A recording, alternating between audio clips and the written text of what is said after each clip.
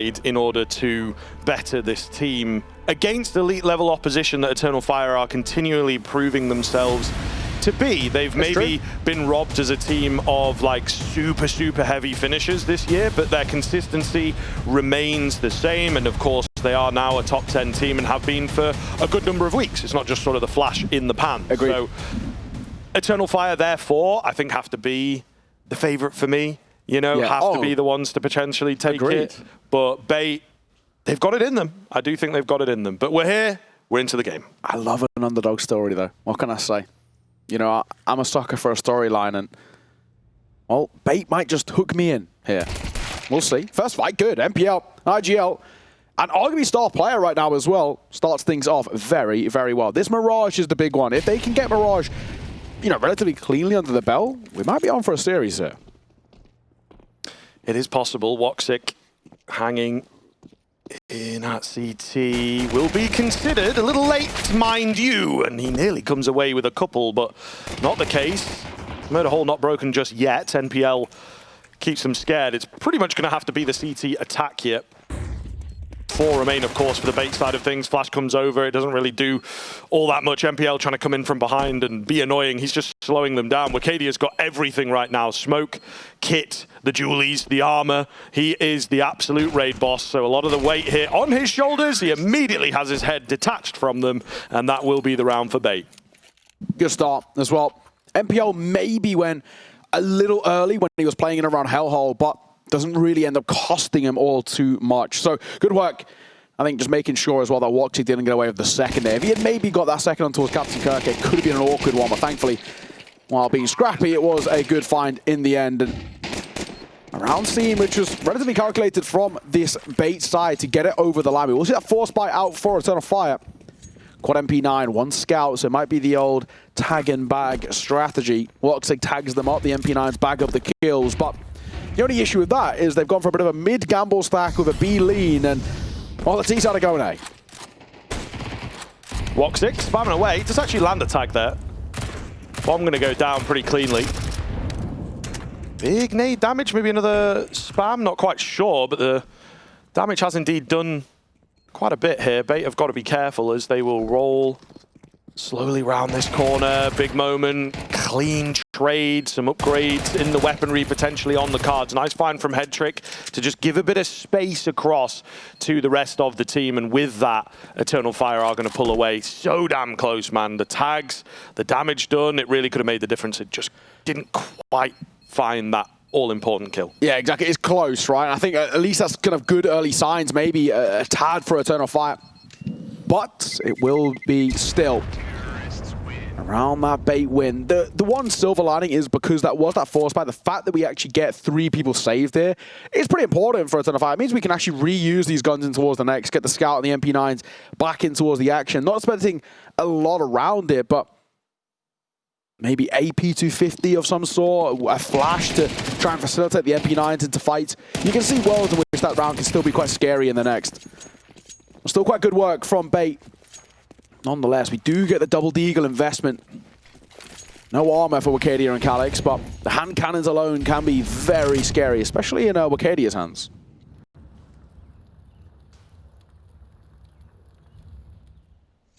A slow down here from Bait as they look to play around the top end of middle. Just sending the feelers out into multiple areas. Is there any aggression coming our way? Many questions to be asked of a round like this. It's one of those rounds that you don't often deal with. You know, true. When it's like, we win the pistol, then we've got to deal with the force most of the time. And then some of the we deal force with the buy. survives, yeah. Some of the force, like, making it into this round is a bit of a weird one. It's like, are they doing something funky? Are they playing a normal round? You don't really know. So. It keeps you hesitant, right? I think that's actually the main thing that Eternal Fire want here. They just want to sow the seed of doubt in the mind. Stacking towards B, though, will be the right call here for Eternal Fire. Wikadia gathering information. They are ready and raring to go on B. Woxic again with this scout, continues dishing out the damage. Now, the one man that might go unnoted is Madja. Keen find onto the first, buying a good bit of time here. There's a jump across towards short. Madja finds another at range. It's all on to Captain Kirk. He may well have information of the short player, but where is the next man? They'll join up together here on the Eternal Fire side of things. I'm a big fan of the setup. He backs away, trying to dig for info, trying to dig for an early kill, doesn't come, so he secures himself the bomb plant in this 1 versus 2. You can see, though, he's excitable for the fight. Hanging around in the open angles, going to go swinging in. Is the trade there? Oh. Not likely. Nice from Captain Kirker, very well played. Doesn't even take a point of damage as well. Really, really well done, in fact, from Captain Kirker. They needed a bit of a hero there, and I think the worrying sign is that they shouldn't have needed that. They shouldn't have needed him to get a 1v2 and also get the bomb down on top of it. It was actually really well played. I think has to be said that Majid does well for his double. Woxic as well, just being a bit of a nuisance with the scout and making sure that his presence is known. He got an assist on that kill on Alex. So already you can see how a buy like that is a little concerned that it's so difficult for Bait to put to the wayside. And now that we get the full buy out, Woxic's got an AWP. Who knows what we're going to get out here? Wakadia out in towards short. Got a slight inkling of a player in towards Delpan. He'll re-peek in for seconds, and it was actually nearly cost him. Crosshair was trained, but it doesn't hit the shot.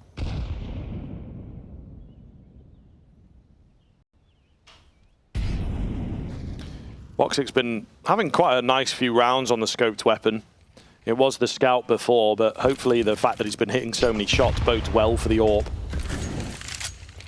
Bait slowly but surely edging forwards. Wakadia in and around the smoke, trying to spot anyone jumping up. NPL makes noise. I'm not sure. I think Woxic should have been able to hear at least the drop noise.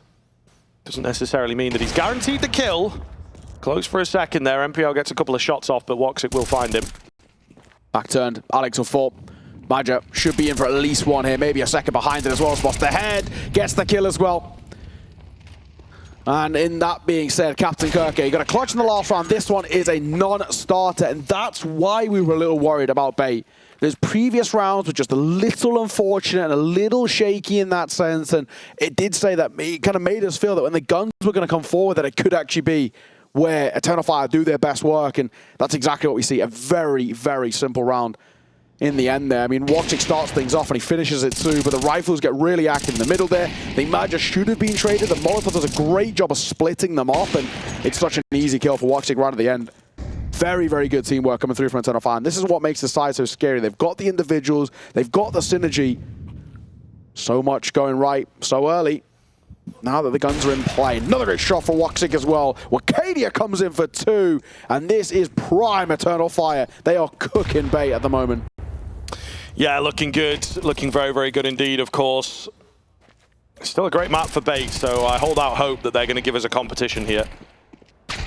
The early signs from the Eternal Fire gunplay is good, though. So Bait are very quickly going to have to convince us of the opposite, I suppose. Once again, though, a really key conversation here in this series is that lack of vocality from the Bait side of things. You know, how do they bounce back?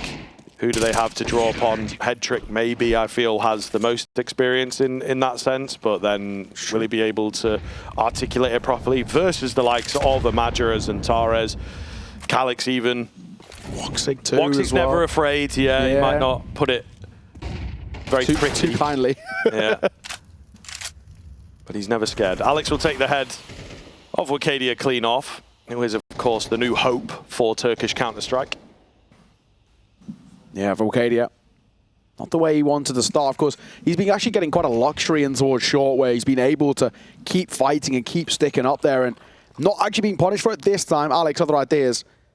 I think for Bait, you know, we talk about the voices in the team and there being, you know, a bit of a lack of experience in terms of the IGLing, and then the big thing as well, for me, is firepower. It is always maybe a bit of a worrying sign when your IGL is your #1 star, too. I think that is always a little rough. I think Alex is somebody who has stepped up to the plate when he's been called upon. Trade is good. By Alex, exactly. Into 3 versus 2 and a bit of a site to work with as Alex gets one more. He was somebody who was a bit of a no-name when he came in towards the start and when they started to climb, but off the back of Elisa, he looks really good. So keep an eye out for him in this series, especially if NPL starts to look a little quiet, and same for Headtrick. 1 versus 1 here. Woxic found that early kill, immediately repositioned, and you can see that NPL is not really considering the CT area as yet, but as time goes on, he does start to look for it. A shot into the smoke. Woxic maybe spotting shadows, swaps across to the M4 here. He's convinced that MPL has moved further down towards ramp and is just completely wrong. That's unfortunate. Maybe a trick of the light getting the better of him, but what was a pretty doable 1v1 for Woxic given the lack of info MPL had just completely slipped away. Yeah, it doesn't help as well as gun barrel is actually just blocking off MPL over towards bench there. Good recovery. I think this round really feels won by Alex. I mean, those kills are so important. If Alex can't get the trade on the first and the second over towards Ticket, that round's done. So there's a really good job of giving them space, and then of course a big clutch there for MPL, but it was sort of gifted over. Woxic just doesn't even look over towards the bench. Attack pause called. And a moment to converse as well. I think it does actually still feel that right, primarily we need to see what bait have got for us. Madden, the coach over there, who is the one talking. I mean, one of the few really experienced kind of people, in a sense, more so than the youngsters of bait. Obviously, we know they've got firepower to some nth degree, and have obviously been grinding here in towards sort of tier 2, tier 1.5. But when it gets to the LAN, and when you get to opponents like Eternal Fire, who've got such a depth of a strat book, how do you actually break them down? And then even if you break them down in terms of the strat book, they have the individuals that can just take over a game. We haven't seen them so far just yet, but inevitably when Xantares gets going, Bait are going to have to deal with that.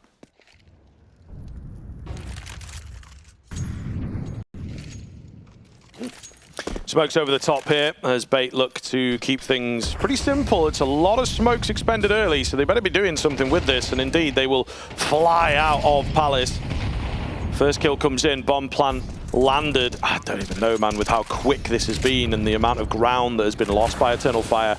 Do you really want to stick around? Do you really want to give this a go? They're looking for a lurking player. They're looking for someone to push too aggressively. That's not happening, and so they will indeed save. Bait with a really nice round. It's true. Very simple call, very simple util set, and Eternal Fire just can't have that ability to fight here. And also they don't want to risk the double AWP either. Maja and Woxic will keep hold of theirs. And all it took was one kill on towards Kalix, and that was enough for the A side to go in their favor. Nice and simple. Bait get 5. So it feels, you know, there's something building, something brewing for this Bait side at the very least. I'm liking what I'm seeing. Alex is looking good in the early rounds, and he has that mid-round moment, you know, just a round earlier. Definitely somebody who's starting to perk up a little bit, not just Captain Kirka. Bringing the numbers. Another pause in, another moment to have a conversation. Alex is looking the most vocal here over towards Bait. MPL is sit by and listen. I think for Eternal Fire as well, they realize sort of slight predicament that they're in, right? This is looking, you know, a tad uncomfortable. Not exactly as clean cut as they wanted heading in towards this. The number 7 ranked team in the world via HLTV, number 6 in Valve rankings at the moment, Eternal Fire. And Faber, the coach, of course, he's trying to rally the troops a little bit. Still just look a little quiet, Eternal Fire. Not exactly what we expected, especially off the back of their opening series of the day. Yeah, I mean, that is true. They started off very, very well, right? Those first couple of rounds were fantastic. This is a map that I think sits in the middle of the pack for them, so it may well be tough. They've actually had some decent success on it recently, so see if that remains for them. Maja with the secondary AWP here may well be unexpected. That seems to be the case. He's still going to get smoked off, unfortunately. Xantares wins his fight out on the A site itself, but he is now being surrounded. It's Kalix to help out. Big damage done. Xantares still remains alive here. He's got support now as well in the form of Wicadia. Can't stop the bomb plant, but they know where these remaining couple of players are at. The nade helps him out. It's all going to be down to Ascenthial. 1 versus 3, getting into the thick of it here, which is unexpected for sure. Xantares just flying nades in, but on the edge of the smoke will take him down. Eternal Fire felt like they had that one in the back pocket. I think Maja was creeping in behind pretty nicely. Yeah. They go back to the double up setup here. And they will indeed find yet another rifle. Yeah, I don't hate the double AWP setup as well. If you can facilitate it where it doesn't really just destroy your economy, I actually think for a side like Eternal Fire, I really think it's worthwhile. Obviously, we know Maja likes to pick it up as well when Woxic isn't. And even, you know, I've seen stints where like Wicadia's picked it up too and looks pretty crisp. But the side of a lot of people are more than happy to wield the big green, and when used effectively, especially in the style that Eternal Fire like to play, think it works well for them. A good round just to make sure that that one was never in doubt. And unfortunately for Cynthia, even if he got the kill on towards Xantares, who was playing out by a ticket, Magic would have got him from Connector. He wasn't even considering that, especially on that timing. Under control taken. Woxic does need to be a little careful here. Dropping flashes, but there was a potential play in towards under. MPL opts against it. So now Woxic does get the luxury of holding this.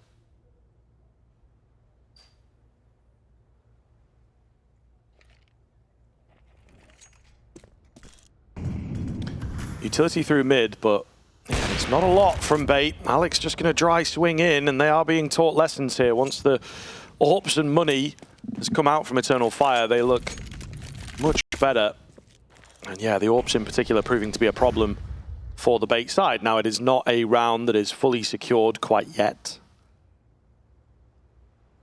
However, Bait back to the drawing board for them. Got to try and figure something out. May well send a player up into the window. That seems to be something that they're posturing for. Instead, it is the classic. Getting this connector smoke down, hiding behind it, and hoping to catch someone off guard. Xantares looks like he'll probably be first contact. Alex as well, over towards ramp, but his step actually gives Xantares a free fight. Then he comes over, down goes Alex. Xantares from backside, got to go huge. Head trick for 3, and they just feed him the fights there, one by one. Head trick lines them up, knocks them down, and that might be the round already done and dusted here. I don't really know if Eternal Fire want to give this a go. They don't have the money. Xantares is a bit built up, same for Woxic, but I don't think we're going to want to be losing the AWP when Magic's got 900 and Wakadi's got 250. They're calling for the save. Tail between their legs, they're out of it. And Bait will find a 6. I got to say, 6 rounds on T side. No matter how the rounds themselves feel, 6 already, that's pretty good. I'm pretty happy with this. Yeah, well, I mean, that's a round that they're not necessarily supposed to win. As I say, it wasn't fully secured by Eternal Fire, but particularly behind that con smoke, you feel like one player getting 3 is kind of crazy. If it come down to like a 1v1 or something like that. But indeed, Head Trick just, well, smashing heads ultimately. Really, really good showing from them. Bait will continue holding on to the lead. It does come under threat from time to time. The double AWP setup, as soon as it comes out, will unfortunately falter. And yeah, the setup just wasn't there. They really did not pay any credence to the full connector stack. That's kind of fair enough, but there wasn't really any eyes on connector even, which feels a little egregious. What is the play going to be here from Eternal Fire? They're back to the double AWP setup. Actually, I thought maybe we'd see it just put away now, but they are really sold on this idea. Yeah, smoke. We'll keep Head Trick at bay for a bit. I drove over towards B as the anchor there. No one's going to look in this direction just yet anyway, so it's more about when does Wakadia start to make a move of his own? When does he decide to pull off a short and rotate over? There's 2 in the direction of A. A third is playing at Xantares via window. Alex will get the first, and they just completely, you know, no real ult or anything. They're going to get another. In a matter of moments, Alex is all alone. Contact plays with Bait. They've not worked so far. I don't know why they think in this instance it's going to work again, but that's it. Alex is all alone, a 1v5. With the AK in hand, and especially with Captain Kirk having, you know, his money troubles, and, well, generally for Bait, just got to keep hold of what he's got. That's the round done. Eternal Fire probably as perplexed as we are, as Bait just feed them the kills. Yeah, pretty inconsistent here from Bait. It seems like they really are trying to just push the boat out with what they can get away with. In the previous round, it worked. This round, not so much. But in the same vein, they go for it in a less advantageous position and scenario. It is odd, but if it had worked, it would have been devastating. So I think there's maybe some twisted logic to it. Anticlimactic finish to the round here, of course. Eternal Fire have struggled to gain control of this game, but they've also not necessarily fully lost control of it. Somewhere in the middle, somewhere in purgatory, which arguably is a less favourable position to be in. You don't really know how you're supposed to respond. Yeah.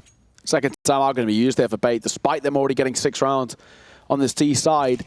Nerves are still playing a factor. I think they want to just make sure they build up as much of a repertoire in towards this first half that there's no doubt in the second or in the worst case scenario, we lose a pistol. We're not completely feeling super under pressure. Yeah, very weird round. I don't really know what goes on there for Bait.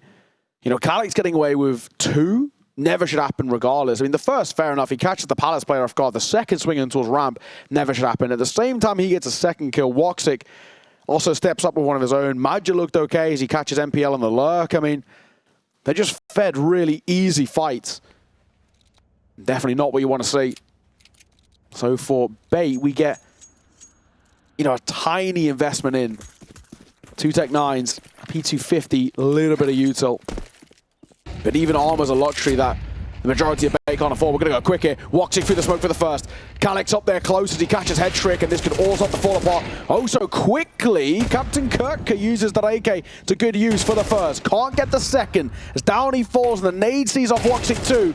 There might still be something here, but unfortunately for MPL, no armor, no gun, surely not. And thankfully, Madja closes it.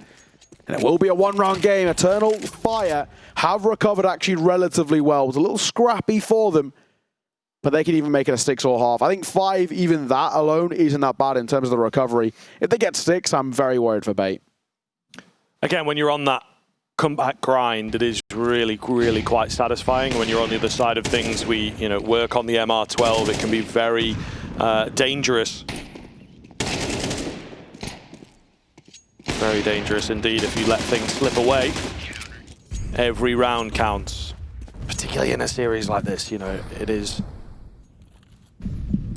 such a big game for both of these teams, right? Because Bait, I think, come in as the squad that look to upset, that look to turn a few heads going into the RMR. Eternal Fire, meanwhile, within the very flat context of this tournament, didn't start fantastically, you know, and they've so far beat a Falcons that, like, you know, let's be honest, they're not at a spot to compete, yeah, you know what I mean? Sure. I'm trying to find a nice way of going at it, but yeah, they've been playing some rough Counter-Strike given the players that they have available to them. So Eternal Fire, it's a wake-up call. If they look to win this tournament and have a nice springboard into the RMRs, they absolutely want to be qualifying. It started well into this round, but it has fallen away quickly. Seems to be the story in quite a few of these rounds for Eternal Fire. In fact, final one here of the half, so they absolutely will go for this 3 versus 3. Yeah, just a nice simple A hit. Alex up close.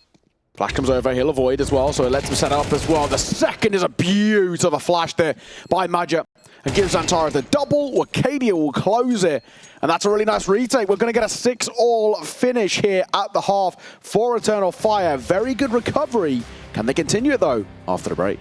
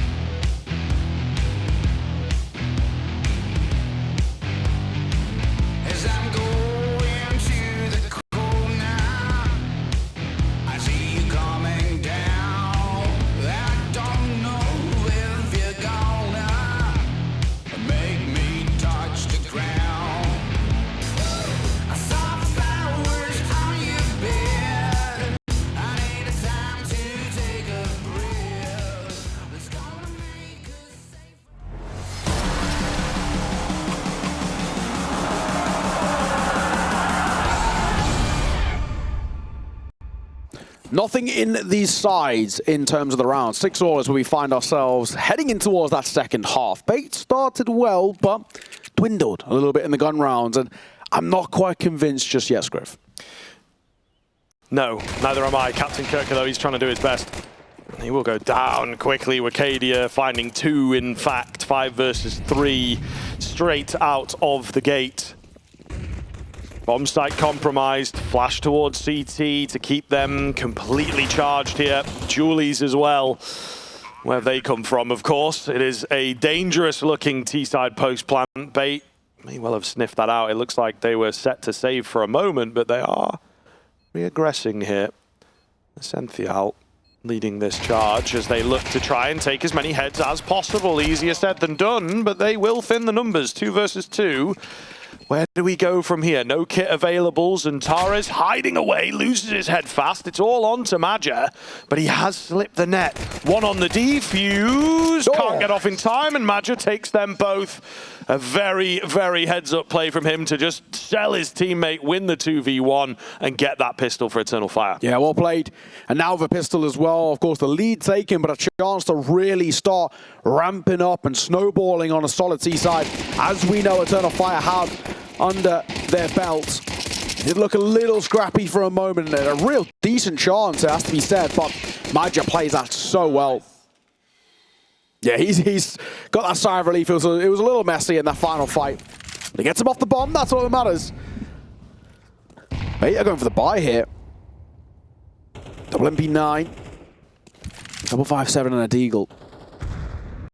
And Cynthiel's making a move here. He's sort of being held for, yeah, Arcadia. He was waiting for exactly that, gets gifted the opener on a silver platter. Maja patiently waiting for a head to pop up there, but there is no one peeking quite yet. Late smokes in. Gives a weird sense of timing here. There's actually a couple players a bit deeper, I think, than maybe they would expect. So just got to be careful on the bait side of things. Still, they are savvy to a B play, and they would indeed be correct. Rotation's coming around pretty quickly here. Alex on the corner. The crunch. Coming in, they're taking their time, looking for the first heads to roll. Alex is the man to watch. However, nice pre-fire from Woxic to deal with him. It's a few kills back in from the low buy, but ultimately not all that much. Eternal Fire have hit the ground running here on the T side. Yeah, they're looking good. I mean, the worrying thing for Bait is that it's just not enough on that force buy. Not enough to even kind of looking towards the next of any sort of confidence. Won't be a buy here. 2-round lead should be made, 3-round lead. That's now, I mean, we should be looking at Eternal Fire getting a 9-6 start towards this half. And it's just not what we want to see out for this Bait side. They are already getting to a bit of a precarious position, it has to be said. I'm getting a little uncomfortable. Of course, don't see that buy here as expected. Alex might want to try and go for a fight. The flashbang could be good, in all fairness. It doesn't, yeah, it catches Antares, but he recovers and he will get the kill. So, unfortunate for Alex. Another opener for Eternal Fire, something they've done very well with.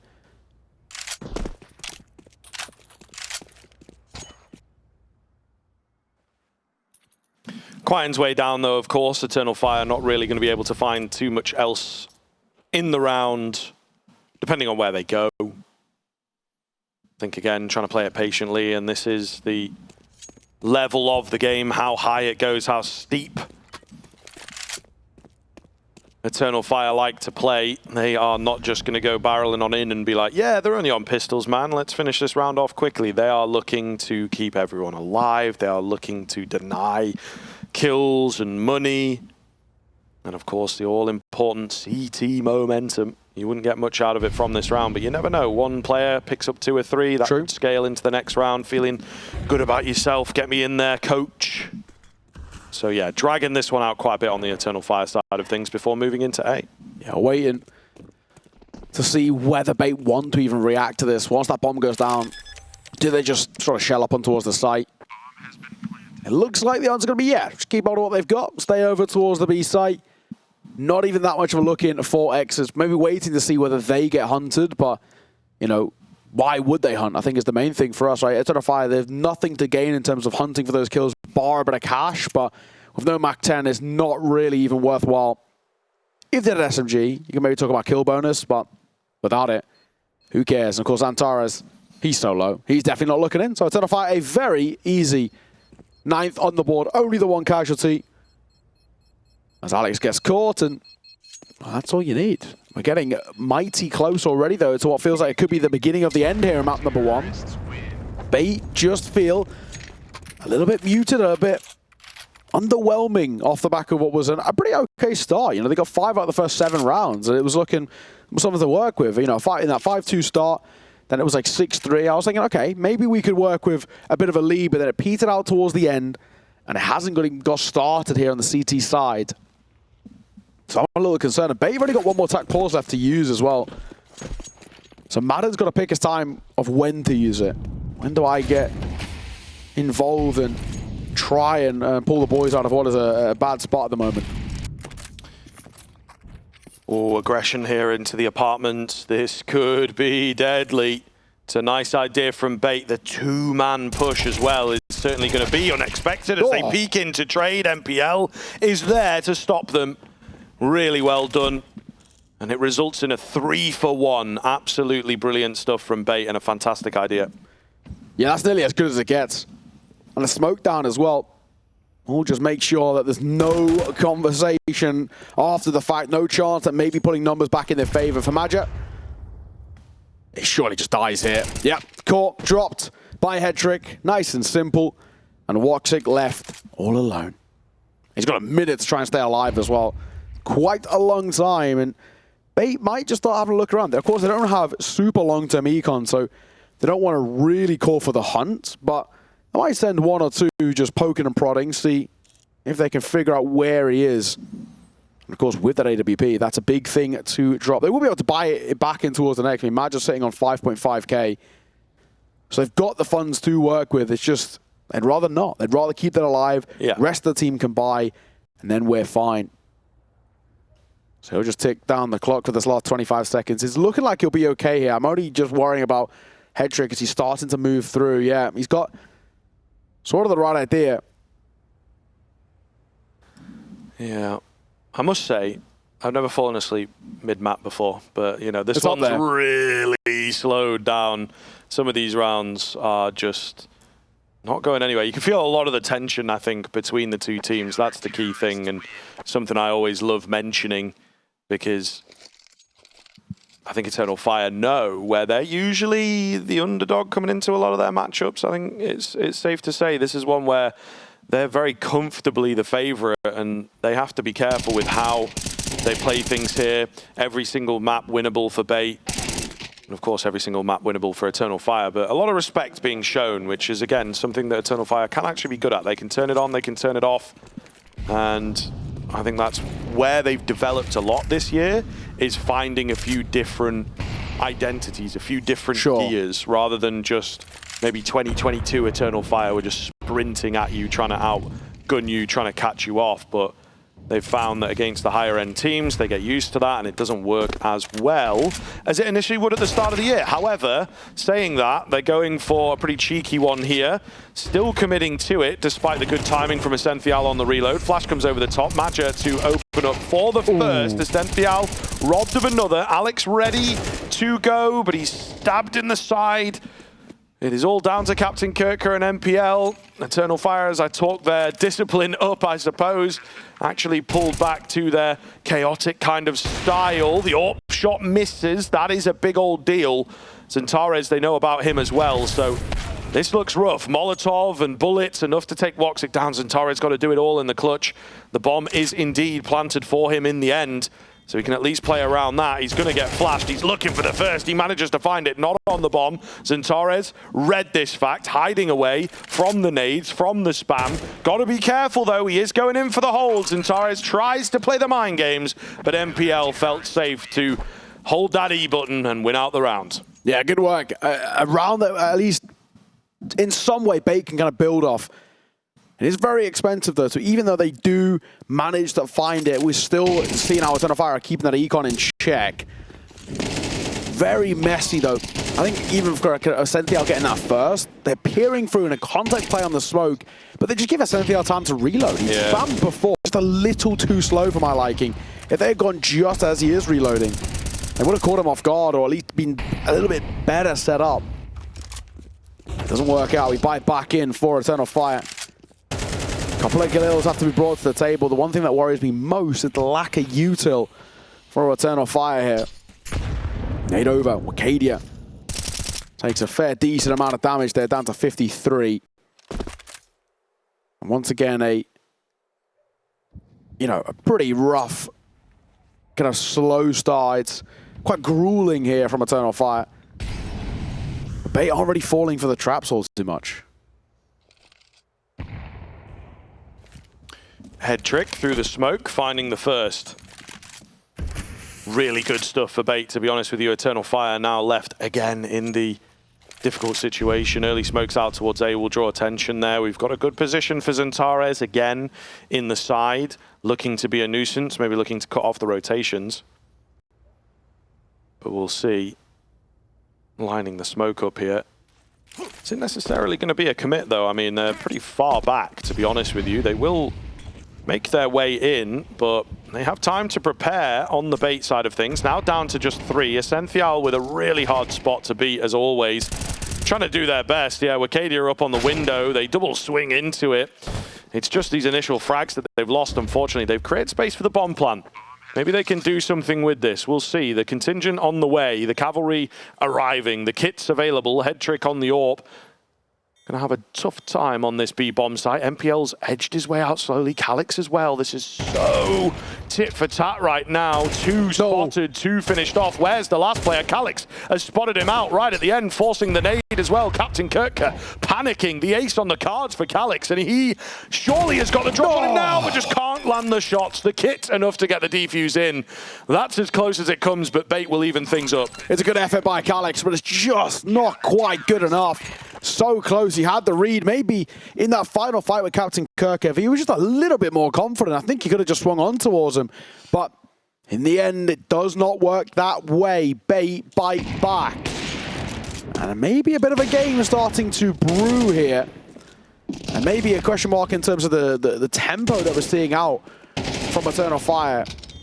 It's sort of excruciatingly slow. I think it's one of those where that works, sure, if you know that the CT side and the other side are, a side who like to get aggro and like to really kind of play by their own book. But I just don't think this super, super slow pace every single round is making any sort of a difference to Bait. They're not falling for any traps, not getting baited into using their util really early. And I mean, that's the issue. You've got to have a couple of tempo shifts up your sleeve. Not saying just got to rush, but at least a bit of a quicker kind of early round. We saw Monty do this quite a lot, where it was a very quick early round, then call for a freeze, right? That's where you see these tempo shifts come through. We're not seeing that. Eternal Fire, very slow in the early round, and then when there's not a lot of time left on the clock, then they go for an execute. So Bait just know that they can keep hold of the bulk of their util until the late round.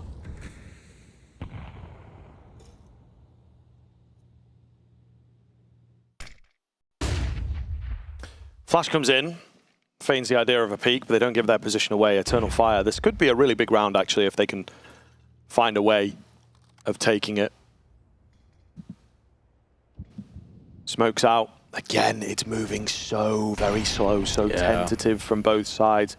Nobody wants to be that player to take the first peek, lose the first life. Every single piece of utility is calculated. They've managed to get that player up in the window is the big thing here. Calix.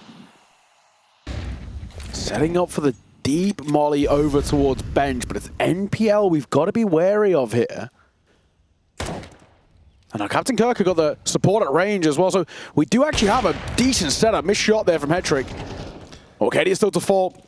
I really don't know. Eternal Fire, I mean, these are super slow rounds that aren't really having any effect like we've been talking about. And it's just so easy. Look, Bait, they just wait. Nice and simply, and Madge is going to get one of his own, but is it going to make a difference here? The bomb's still stuck over towards ramp. I think Madge is trying to set a fake that we're going for a B here. But I don't think it's going to work. Oh, they're pulling away.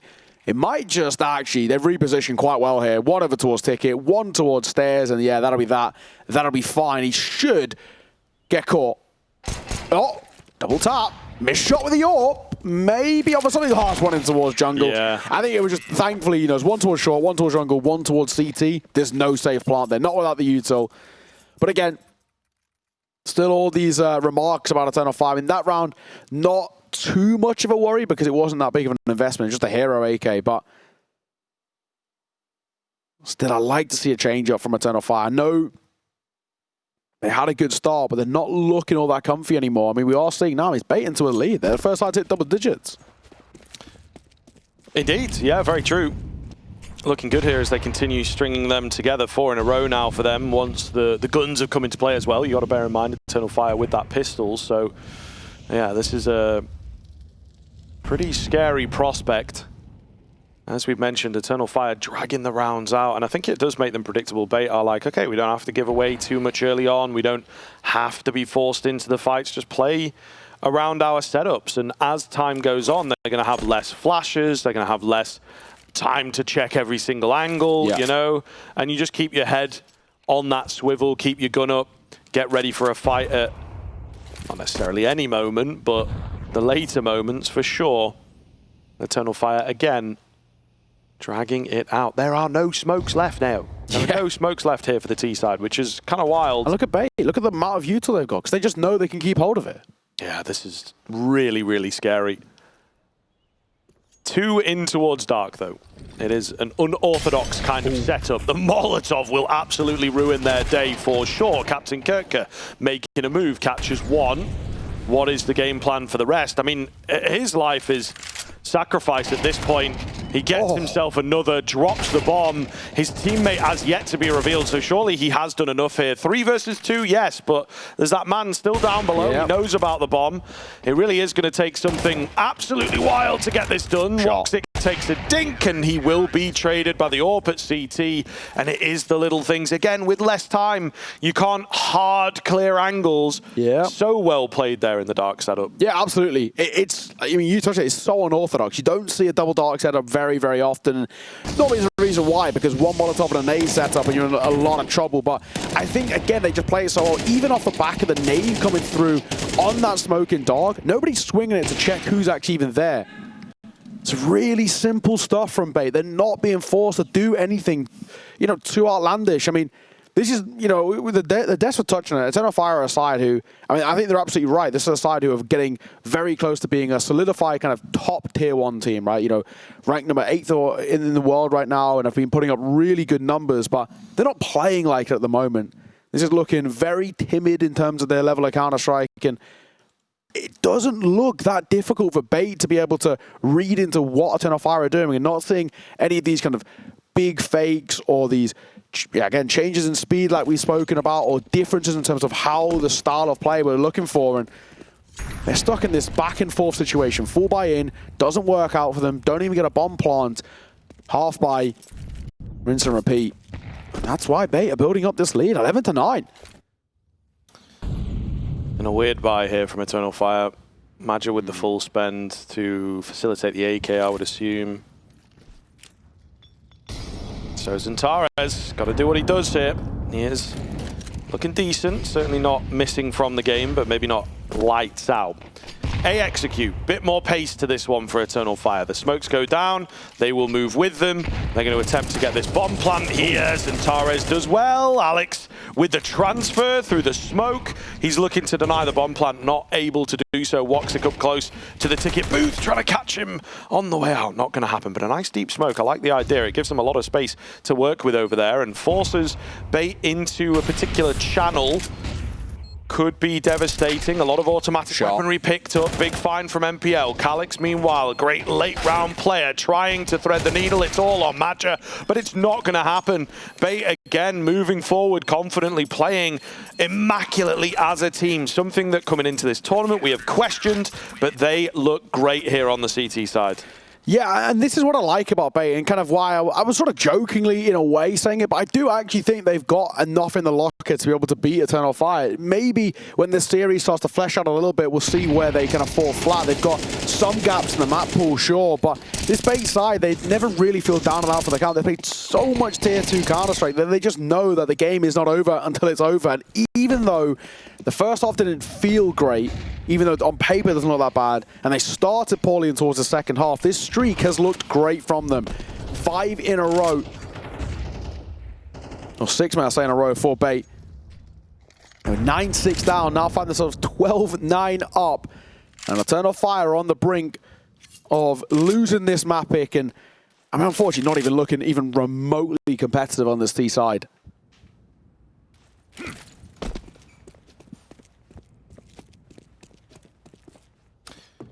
Eternal Fire then, let's see what they've got. Gonna have to be one of their best rounds coming out of the playbook. Interestingly enough, maybe a small note, but you know, Wakadia no smoke. He's gone full offensive utility, as it were. So there's got to be something up the sleeve here. Early smokes once again towards mid-Nay, but there's not really much follow-up off the back of them. Madge has been caught. I think they may well have seen this one before. You remember early on in the half, Zantares was the player that was lurking around in that kind of an angle. A lot of damage. The kills keep rolling in as well. Feels like it might just be over here. Zantares and Woxic left to try and bail them out. Zantares doing his best, and the spam coming in to finish off Woxic, and that is a hell of a showing coming in. Yes, the scoreline might look close, but minus the pistol, if it goes the other way, wouldn't have been a single round picked up by Eternal Fire in that second half. So the rifles never got going for them, and we said it, they looked too slow, they looked maybe too respectful. Potentially, though, unsure of themselves there on Mirage. Yeah, it was incredibly lack the belt. Here we go then, Eternal Fire with a T-side start. We have seen a few teams, Monty being one of them, prefer starting on the T-side, but Bait have chosen the CT end here. So we'll see what kind of an effect that it has. I think, you know, there's a lot of play that goes into, what side should you start on first? But ultimately, if you're a complete team, you should be good at both sides, really, or at least overly dominant at one of them. A slow-moving pistol, though. Eternal Fire have not decided to pick up the pace coming into the starting stages of Anubis here. They are once again drawing things out, and maybe it is their game plan. They're sticking with it across the course of this series thus far. Yeah. And Bait, his setup is a very heavy B lean. Nothing seen over towards A just yet. Zantares is that first contact. He's got Wakadia just behind him. Captain Kirker scared of a bit of a flank in through mid via their spawn, but they will get a bit of a free run on towards the A site. So a full 5-on-5 retake. And Captain Kirker waiting for the numbers to come join, and bomb will go down. So a bit of a timer on the head. Captain Kirker the only one with a kit as well, so he doesn't want to fall early. We'll see here. There's a lot of sets of dualies, but the Glocks have set up very well indeed. All right. An absolute wall. An impenetrable wall. And that'll be the round. Simple as that. Head trick, looking for exits. No way this round's going to have any sort of lease of life in it.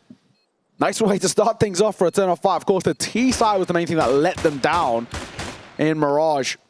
So that's where we want to see what they've got. But they did get the pistol. They did get the force and the conversion after it. They had that at the very least on Mirage. It was just the gun rounds that fell apart. So that's where I'm going to wait to give my opinions.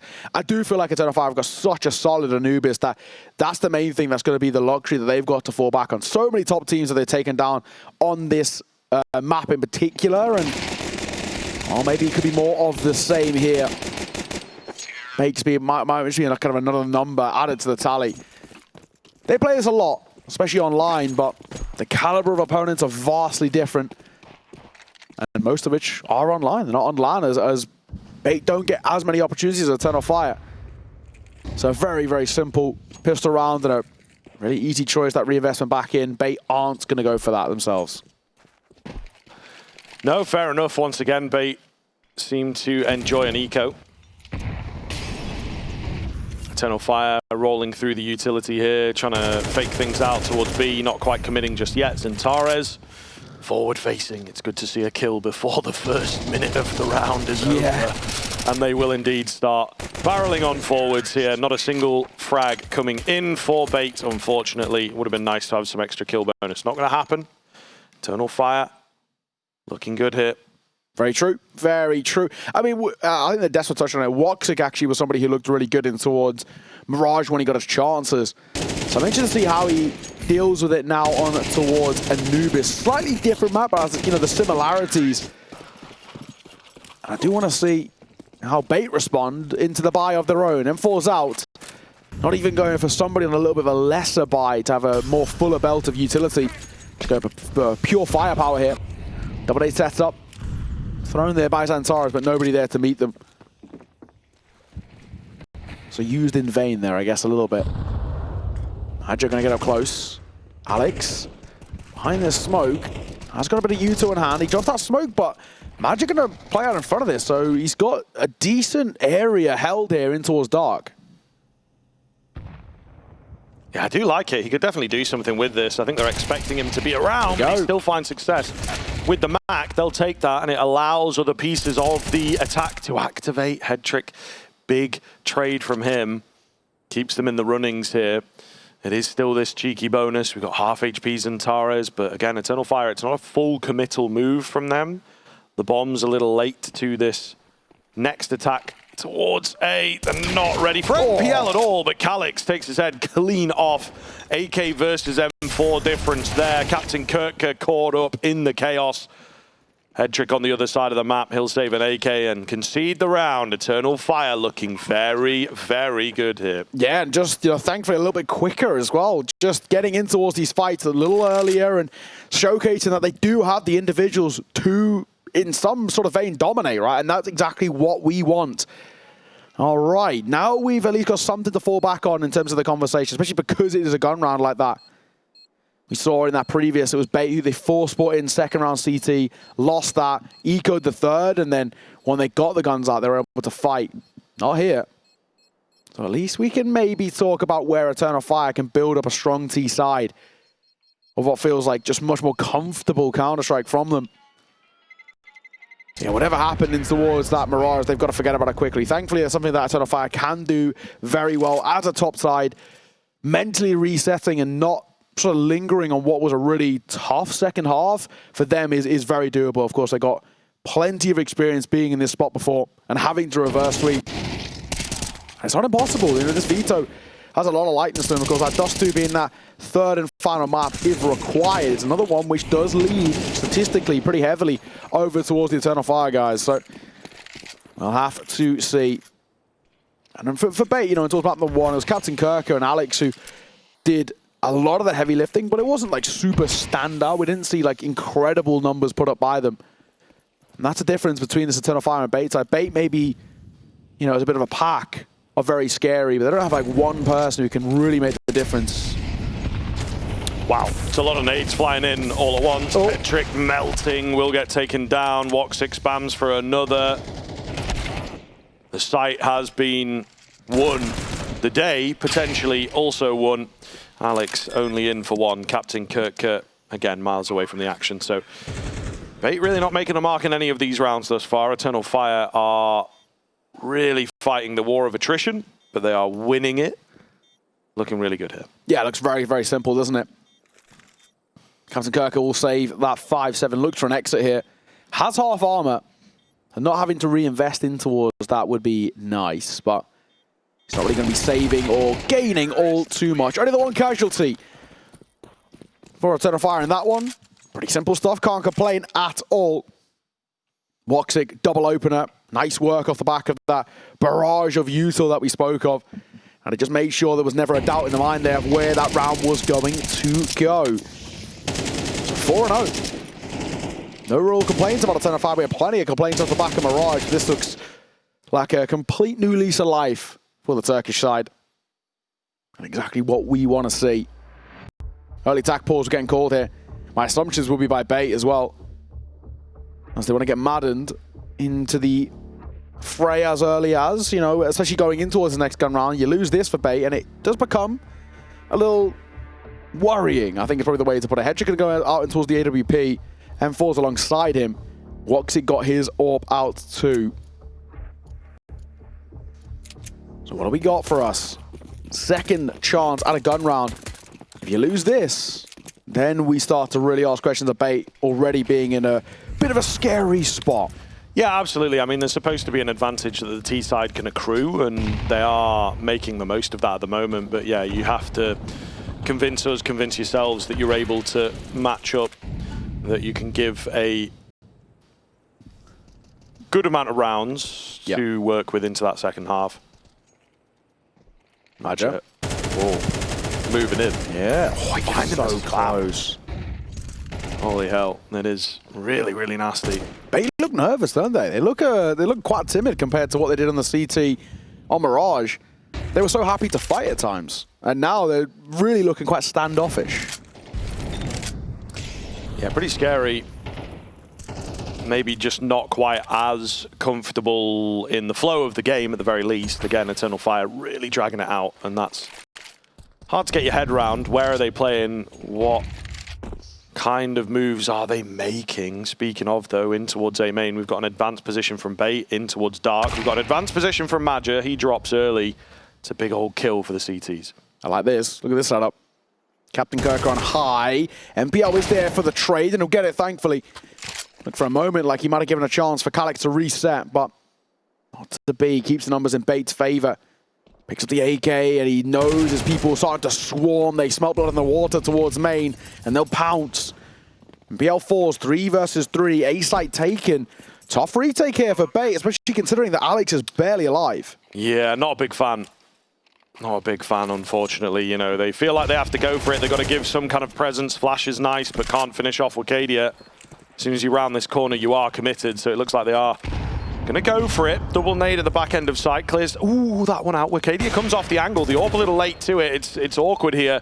They're all on top of each other. Nade is good on to Alex. It's going to be Headtrick alone in the clutch, and he's only good for the one, so Eternal Fire take it. Bait won't have a buy into the next. Relatively light work as well in these rounds for Bait. For Eternal Fire, as Bait aren't actually really contesting all too much, and it's a little concerning. We're seeing, you know, spotted moments of kills, but we don't really see the formulated idea of how we're going to get rounds on the board. And I'm with you, I'm not a huge fan of giving that retake a go there. I feel like maybe for them, they're thinking, we've got to take some sort of a gamble or do something a little different here, but take a risk. I don't think it's really warranted, especially considering now what they bring in terms of their investment. Triple MP9, 5-7 and a Deagle. Not awful, but not exactly an easy round to try and work in your favor. Pop shot from MPL, but he'll just fall away. And that will give mid control to Eternal Fire. They get map control very, very well.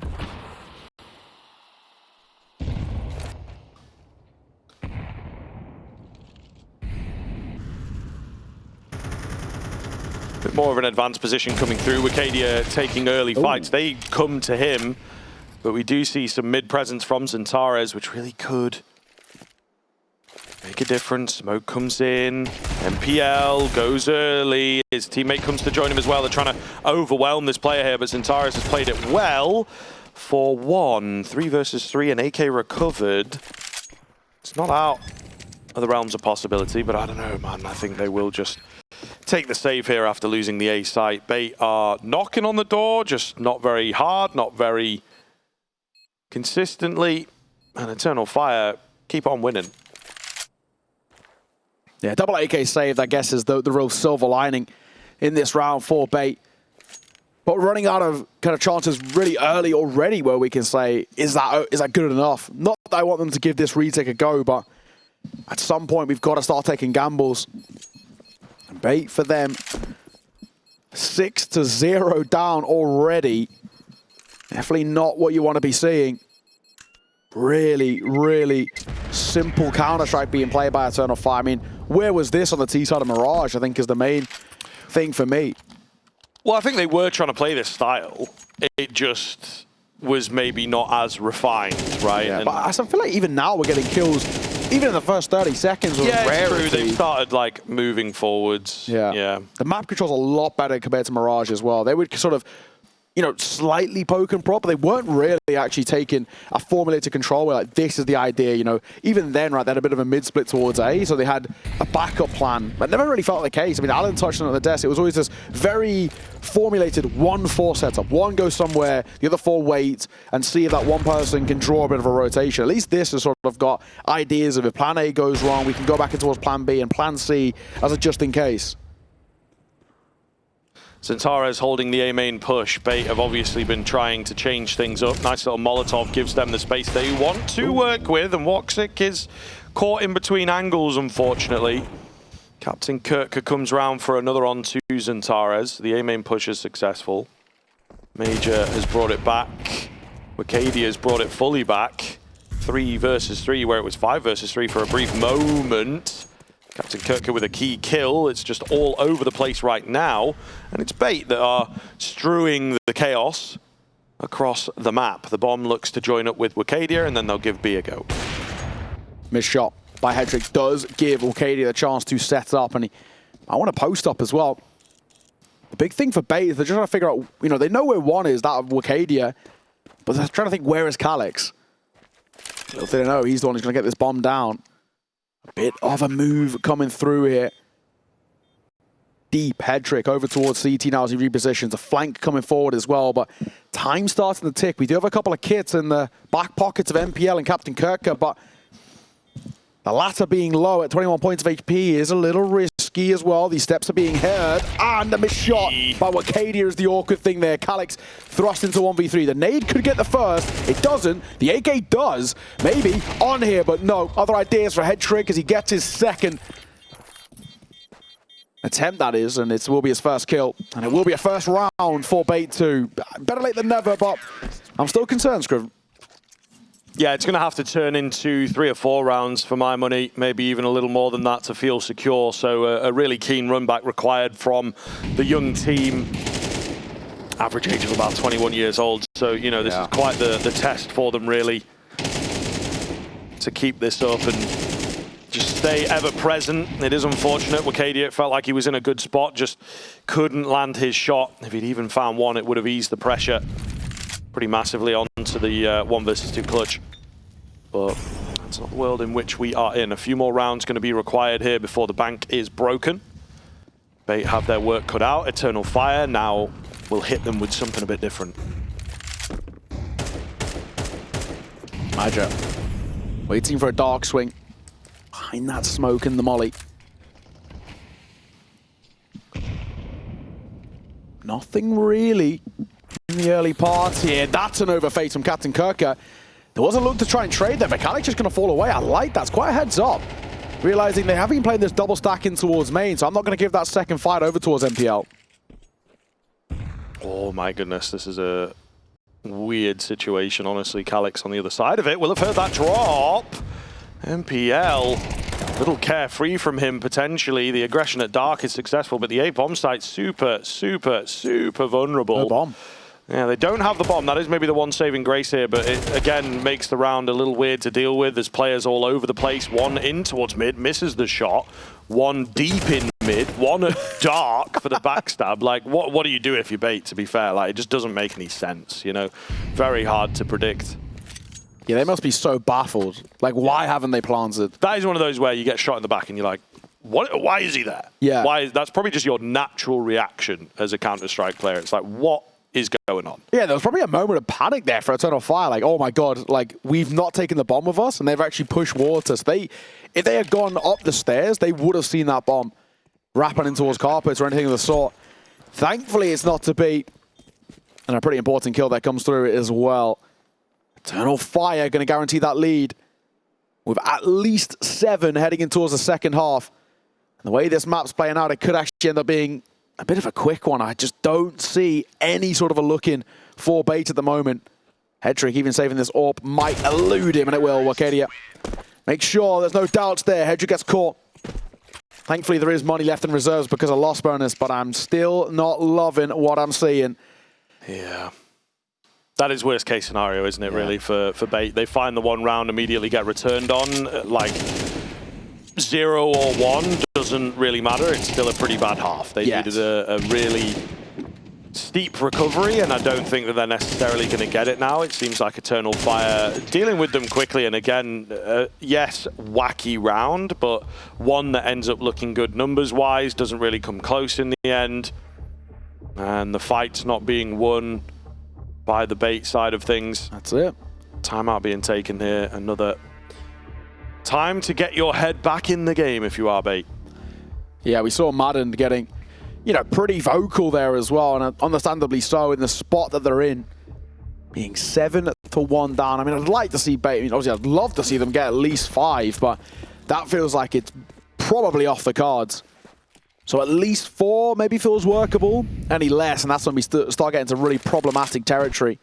While we've seen a couple of 9-3s flipped on their head, You can't bank on it all too well. Oh, Xantares, what a transfer for the second. He had no right getting that kill on towards MPL. And Beta left reeling in a matter of mere moments already. Up to, down to 3. And this is already better. Quicker rounds out of Eternal Fire, getting in towards the fights a little earlier, not allowing Beta a moment of respite. This is the relentless level of Counter-Strike that we know Eternal Fire can play. Is there a defense? Is there anything for Captain Kirk? A wild off angle for him. He's immediately traded out. He does split the difference on the damage. Maybe if he had another teammate on the site with him, but that is not the case thanks to the Xantares terror in middle. That is the one big difference, I think, for me that we're seeing on the T side here from Eternal Fire is, yes, the numbers are in for Xantares, but he's been given the freedom, been given the assistance to take control of some of the rounds, as Alan mentioned on the desk. Get him in there, right? And talking about Mirage, but get it flashed in mid, get him threatening a few of the rounds like we know that he can. They just never really did that on the first map, and it seems to be a big change up here. It's true, and you hate to say it, but if Eternal Fire just went super basic, right, Xantares, can you just put us on your back a little bit, just get aggro, do your thing? He could win this game. Like, so easy. Could have done a lot more in towards Mirage, but that was just never the idea of what sort of Maja wanted. And well, now we're seeing it in prime position. 11-2 for him out the gate is already fantastic. Loving life in the server. That transfer in towards mid is fantastic. And yeah, I'm a little concerned, that's for sure. I don't know, for Bait, been a no-show. It's a great transfer towards MPL. The flash is fantastic too. Credit where it's due there. Really, really nice work from Woxic on the supporting util. 8-1.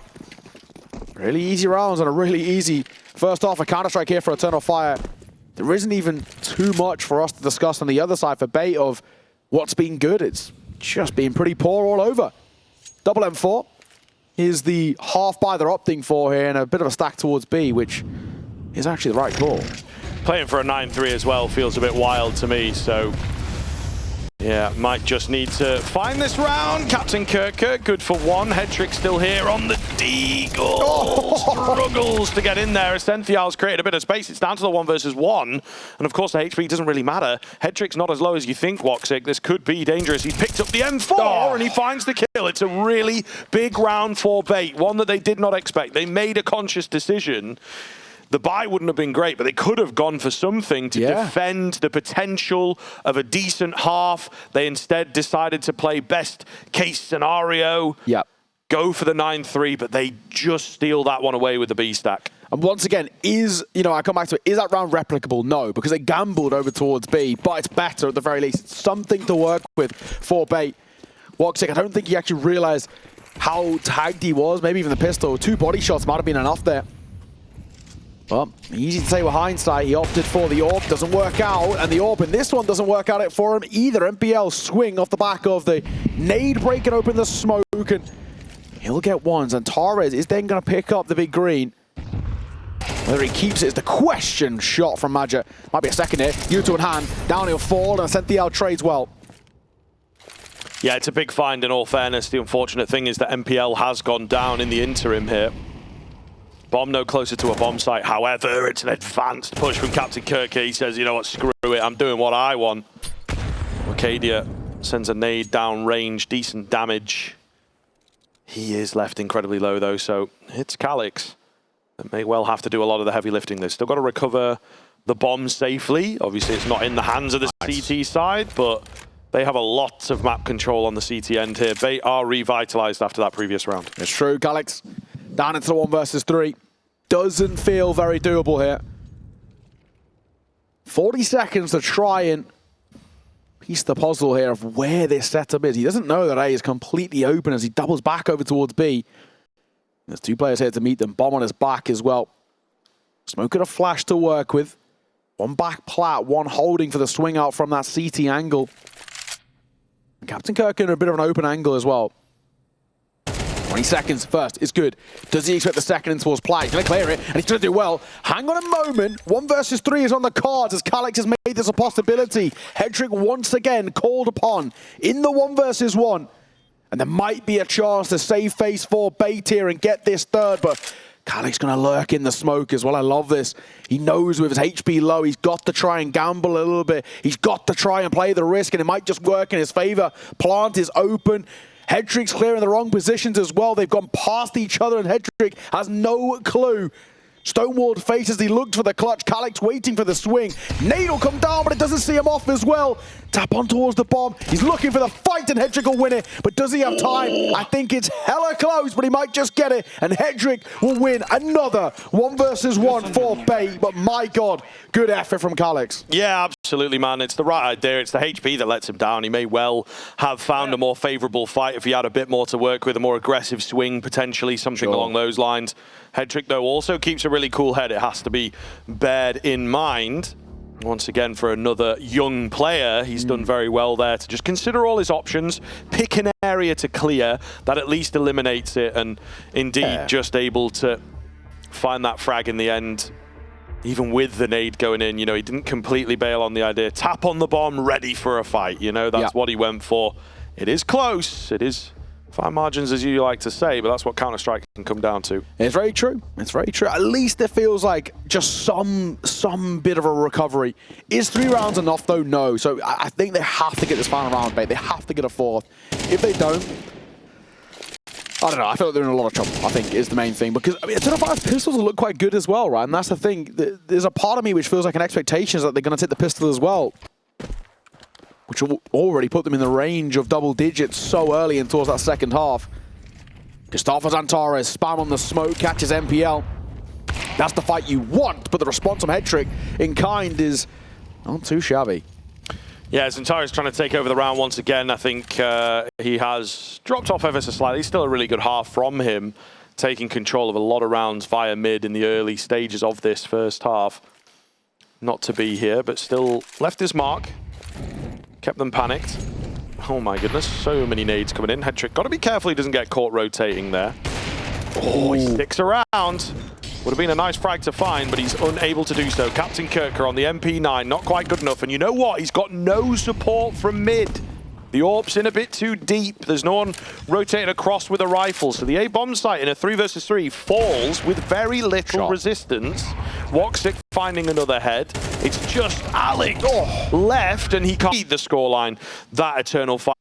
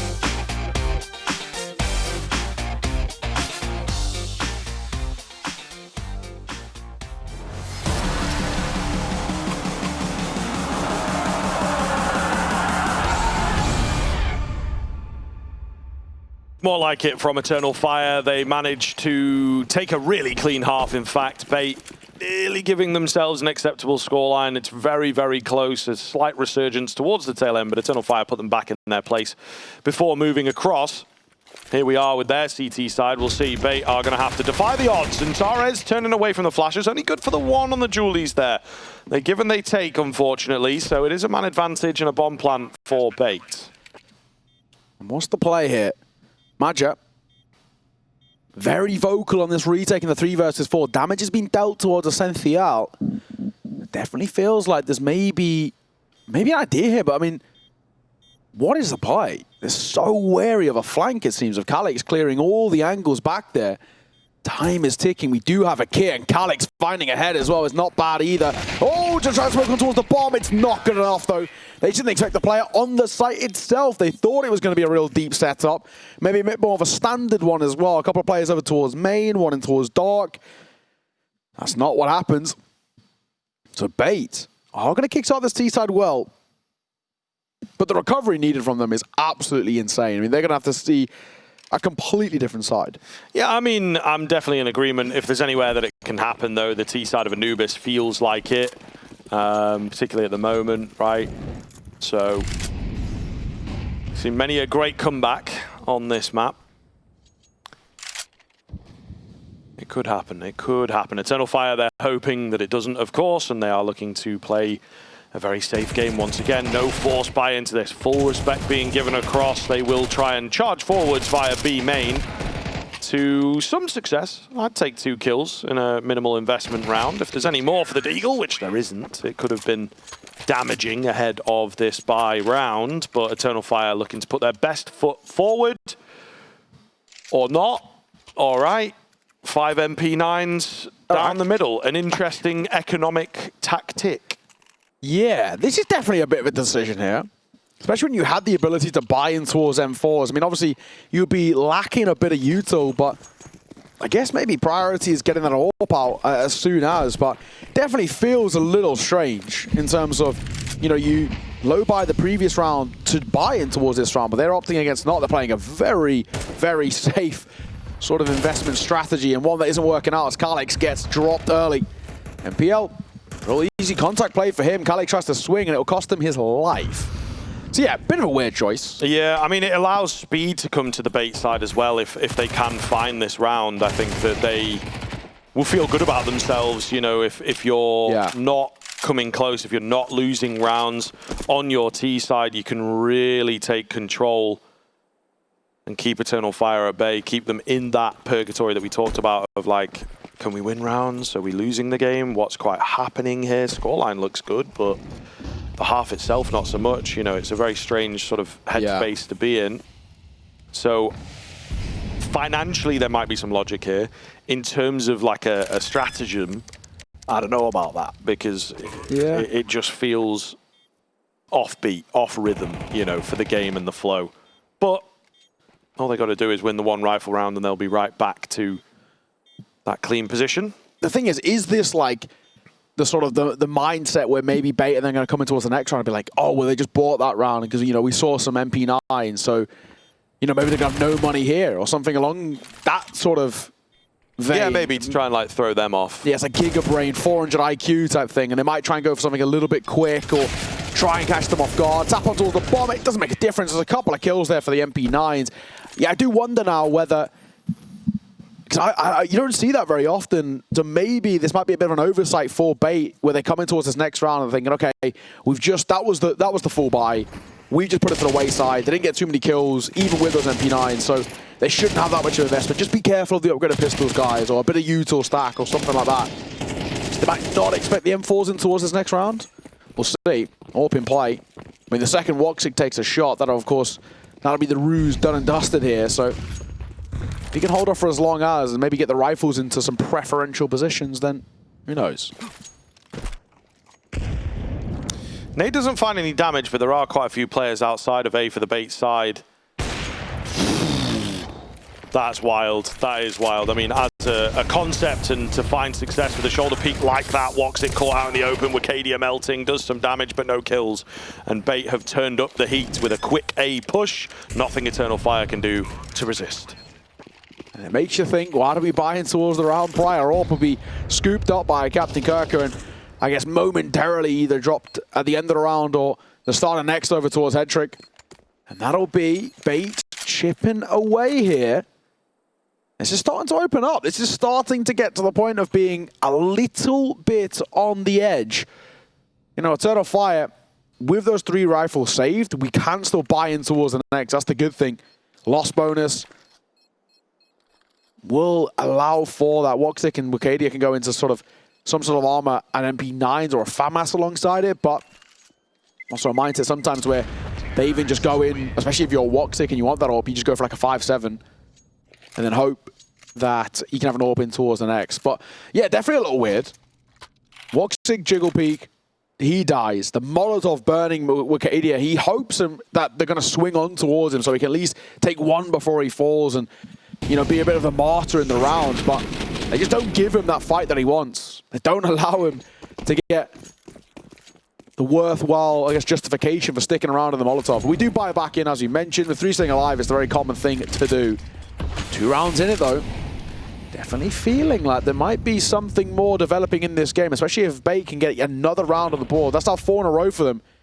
If they can go 5 for 5, there might be something really to work with. Very much possible.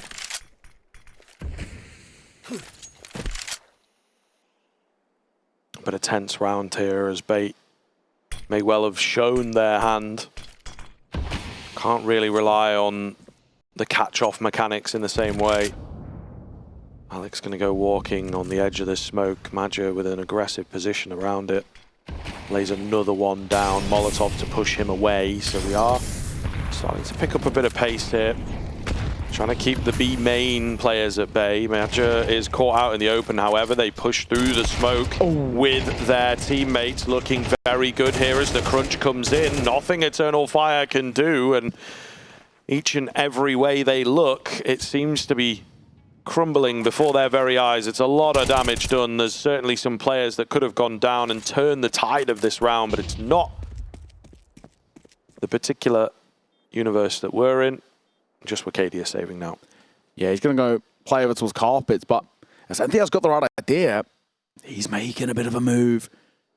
Starting to wrap, and there's some support from Captain Kirker as well. Can Wicadia stay alive is, I think, the main thing. He's in the open, they're still fighting him, but he's still somehow dodging and weaving. AK scooped up as well. Molotov will come down to stop that jump up. He only has to focus on one position. He's taking pop shots, but Captain Kirker delivers the kill that they were looking for.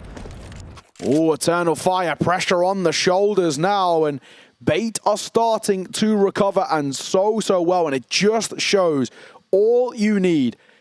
A couple of rounds in a row in CS2, and you can start to look so comfortable and start to very quickly turn this game on its head. Eternal Fire. This is not what we want to see out for them. They are not playing to the level that we expect of them. Only 1 round in it. I don't think there's going to be that much of an investment. Maybe a hero rifle. I think Xantares is the one who had the main kind of residual cash left over, so we might see him going towards like an M4. But the rest of the side, I'm not too sure if they're sitting all too pretty. I know Wicadia did a little bit as well with a couple of kills he got, but I don't think it's enough to justify the full buy. Unless Calix and Madja go in towards kind of MP9s and FAMASs. I think you want to be doing that. I don't think that's the gamble you'd want to take. I think you'd probably rather give up 9 and have a full buy than risk it. Then maybe if you were to lose it, that'll be actually giving Bait a chance. They're going to go for that half investment, so you do see that rifle come through, but they're leaving cash over in reserves for that next round. So double M4, double MP9, 5-7 for Woxic. What a position we're in, though. This is scary. It is nervous here. It is very nervous for Eternal Fire. They're really not showing as much of anything on this CT side. Retakes have not looked good. Early stages have fallen flat. Maybe another round like this, though, the one thing that they have going for them is the fact that apart from the one eco, they've kept the pressure on the entire half. Is that more an indictment of their defense that they can't really find the results despite that fact. So what is the move here? Flash comes over. Bait again, not necessarily moving off the back of it. They know what's up. They know this kind of A play is likely. Yeah, Bomb not committing either. And I think especially after not the presence, but maybe the lack of presence that we've seen. They're doubling back towards B. It's a good call as well. Only one player here to meet them. Only Maja. A lot of heavy lifting he's got to do here. Man with a lot of experience, but can he deliver is what we're looking towards. A lot of util for Bait to work with as well. In comes the molly. That'll clear back Plat, and B9 struggling as well. They're trying to close down on his position, and they will. I think primarily those two rifles might just call for the early save unless they can get kills, but MPL's got the right ideas. Xantares will need a bit of a nade, and so will Wakadia, and I think that'll just pull them away. Bait are going to tie this game up. Oh my... What is happening here? What a crumble we're seeing from Eternal Fire, and pressure is on their shoulders. This is pretty nuts. We've yet to see them get around on this CT side. So 6 in a row for Bait. I don't like it. I don't like the save call. I don't like the save call. You know, I think you go for this. Because you have money, right? That's the yeah, big you're thing. going to be buying into the next round anyway. Okay, we're going back into playing this like super percentage based, like slow down kind of style. You're allowing Bait to feel good about their rounds, allowing Bait to feel good about their position in the game. Also, subconsciously, you're letting them in to your own mind, being like, yeah, they are winning these rounds. They are taking these rounds off of us, rather than fighting tooth and nail. Yes, it might not go well, but at least you are kind of trying your best. I suppose really all depends on the psychology of a team. But if it were me, I've never played at this level, but if it were me, I would push to try and just keep your foot on the gas in every single round. You know, you're continuing to fight. And as we have said, continue playing the rounds themselves rather than looking at the score at the top of the screen. What the hell is the point in saving that, really? Like, sure, you get to save a bit of money, but then in your minds, if you're saving money for future rounds, you are considering losses. Yeah, which at 9-9 you shouldn't be. It should be all about winning the rounds. Yeah, I can feel that. Pause called by Eternal Fire. Goes without saying that they are definitely feeling and looking a little timid here. As we're tied all square, Eternal Fire, of course, with them already being a map down, they can't afford to lose this, Anubis. It's as simple as that. And Bait are inching closer and closer to a playoff spot. Eternal Fire, I'm worried for them. Of course, they go for that reinvestment back in. Alex is still wielding the MP9, but Woxic's got an AWP. So there's upgrades and downsides to this buy. The bomb on the back of Alex. He needs to make sure it's probably not the first contact. What a swing from MPL. Perfect clearance, but Alex gets caught. That is the bomb seen. Noted. But a smoke down will nullify Woxic's position there, and I mean, Bait don't need to react off it, really. Yeah, but mid is like the ultimate info starve, isn't it? They could be going A, they could be going B. You have to adjust. You have to move players off, and it limits your choices in terms of responsive aggression. Senthial downstairs here looking to fight Maja. He doesn't want to stick around, though, as that smoke begins to dissipate. He will call on his teammate to come and join him once again. It is going to be a B hit. At least Maja's not alone this time. Has the support of the main man, Xantares. And they're going to need one of those heroic showings from him once again in this 4 versus 4. 30 seconds. Even with that Molotov, no time to really debate. Captain Kirker couldn't line up both. Gets Maja. MPL nails Xantares. And that's the sight. And it might even end up being the round as well. 2v3, may I say, but one of which has an AWP for Woxic. And those on the retake aren't exactly that effective. Head trick posted, spots the barrel, doesn't hit the shot though, gets close, but Wakadia at least pressures on, they know where one is. He does swing out, MPL does need to move here as well. He's waiting for that commit, but they might actually be pulling away. Bait are gonna get another round. And Eternal Fire call for another save. This one I can understand. Retake of an AWP, not that effective, and especially considering that money isn't great. Even with loss bonus, Woxic wouldn't have been able to reinvest, and Wakadia would have struggled as well. So I do actually think this is the right call, but this is getting dicey. Very, very much so indeed. 7 in a row now for Bait. and they will take a lead. They'll be the first side to hit double digits. To remind you all, for those who maybe are just joining us, it was 9-3 at the half in favor of Eternal Fire, and we were already slightly discussing map number 3 of Dust 2. The way things are playing right now, it might not even be needed. Eternal Fire are falling apart. And this is just a real test of the mental game, you know, and able to continue playing Counter-Strike. I think that Eternal Fire have let them in. Mentally, they are losing the battle. Physically, as it were, on the server, they are losing the battle. And the ripple effects of just not quite laying down the law in the early stages, the early rifle rounds, starting to come up some, you know, different, they're not necessarily bad, but some different economic choices being taken, I think has just thrown Eternal Fire slightly off kilter. And now the big rifle rounds, the mattering rifle rounds. Bait do not want to play Dust 2. It would be difficult for them, one of their worst maps. So they're playing like they don't want to end up there. That would be the good call as well. They definitely have had their woes on that map, and it's pretty good for Eternal Fire, but then again, Anubis is meant to be very good for Eternal Fire, and it doesn't feel like it at the moment. Still yet to get around on the CT side. Double stack towards A, one towards B, one deep mid, one aggro mid. Then Torres, he's gained a lot of info here. So it feels like they should know that where this is trying to finish. Now that you two, they should know indeed. Wakadia up close, playing around that smoke. One jumps through, and he can't get the kill. Oh, Wakadia, we had to get at least one there. Woxic will, but he gets instantly pinned. And already that's the sight, and that might even again be the round. And Torres has got to go huge here for probably at least a couple. Here's the first. Spam is good on towards the second, but it isn't enough for the kill. And on the reload, the Tech 9 is a wild decision by Headtrick, and we're back into a 2 versus 2. Made that 1 versus 2. Back and forth as Alex put into a tough clutch. As he looks for, he knows what 1 is. It's about where the second. The Molotov will tickle him. He's still low. And finally, Eternal Fire get around. Calix has to step up in the clutch. And I think it all comes down to one misplay. That Tech 9 pushing through the smoke is probably the costly factor there. Pressure gets to us all in the end. They were not expecting as quick of a flank, as strong of a flank in from Eternal Fire. And yes, some questionable decisions, but you feel like you have to do something in the clutch. Yeah. You really do. It started so very well.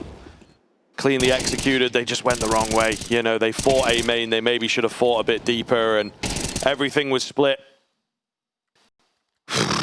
You can see it though. No loud nices, no, you know, super high amounts of energy, and immediate timeout coming in. Difficult to tell which side it is from. Could be either. Okay. Yeah, I saw Madden call it. Fair enough. It's their third and final one as well, actually. So maybe a bit of a Hail Mary attack pause in that sense as well, because if things now start to flip the other way and Eternal Fire starts streaking towards the end, nothing Madden can do. He just has to watch. Yeah. This is really, really what Counter-Strike is all about, you know, digging deep and finding the impossible rounds. That one, certainly not completely out of the question, but there comes a point in a game sometimes when you forget how to win. So very well taken over the line, I think, from Eternal Fire. The big issue that I'm seeing as well that could end up being a factor that even if Eternal Fire win rounds, if they're expensive like that one was, they're actually going to run out of money. I mean, even now, they've gone back into this full buy, sure, but there's nothing left in the tank bar. You know, about $1,000 on Magic and just shy of on Calix, but it's not exactly a wealth of money to fall back on. So Bait have always got that up their sleeve. Even if they lose, like this round, for example, if they get 4 out of 5 kills, Eternal Fire are still going to have the worst buy of the two. Calix in the flames, pushing a smoke. I'm not a fan of that. I'm not a fan of that at all.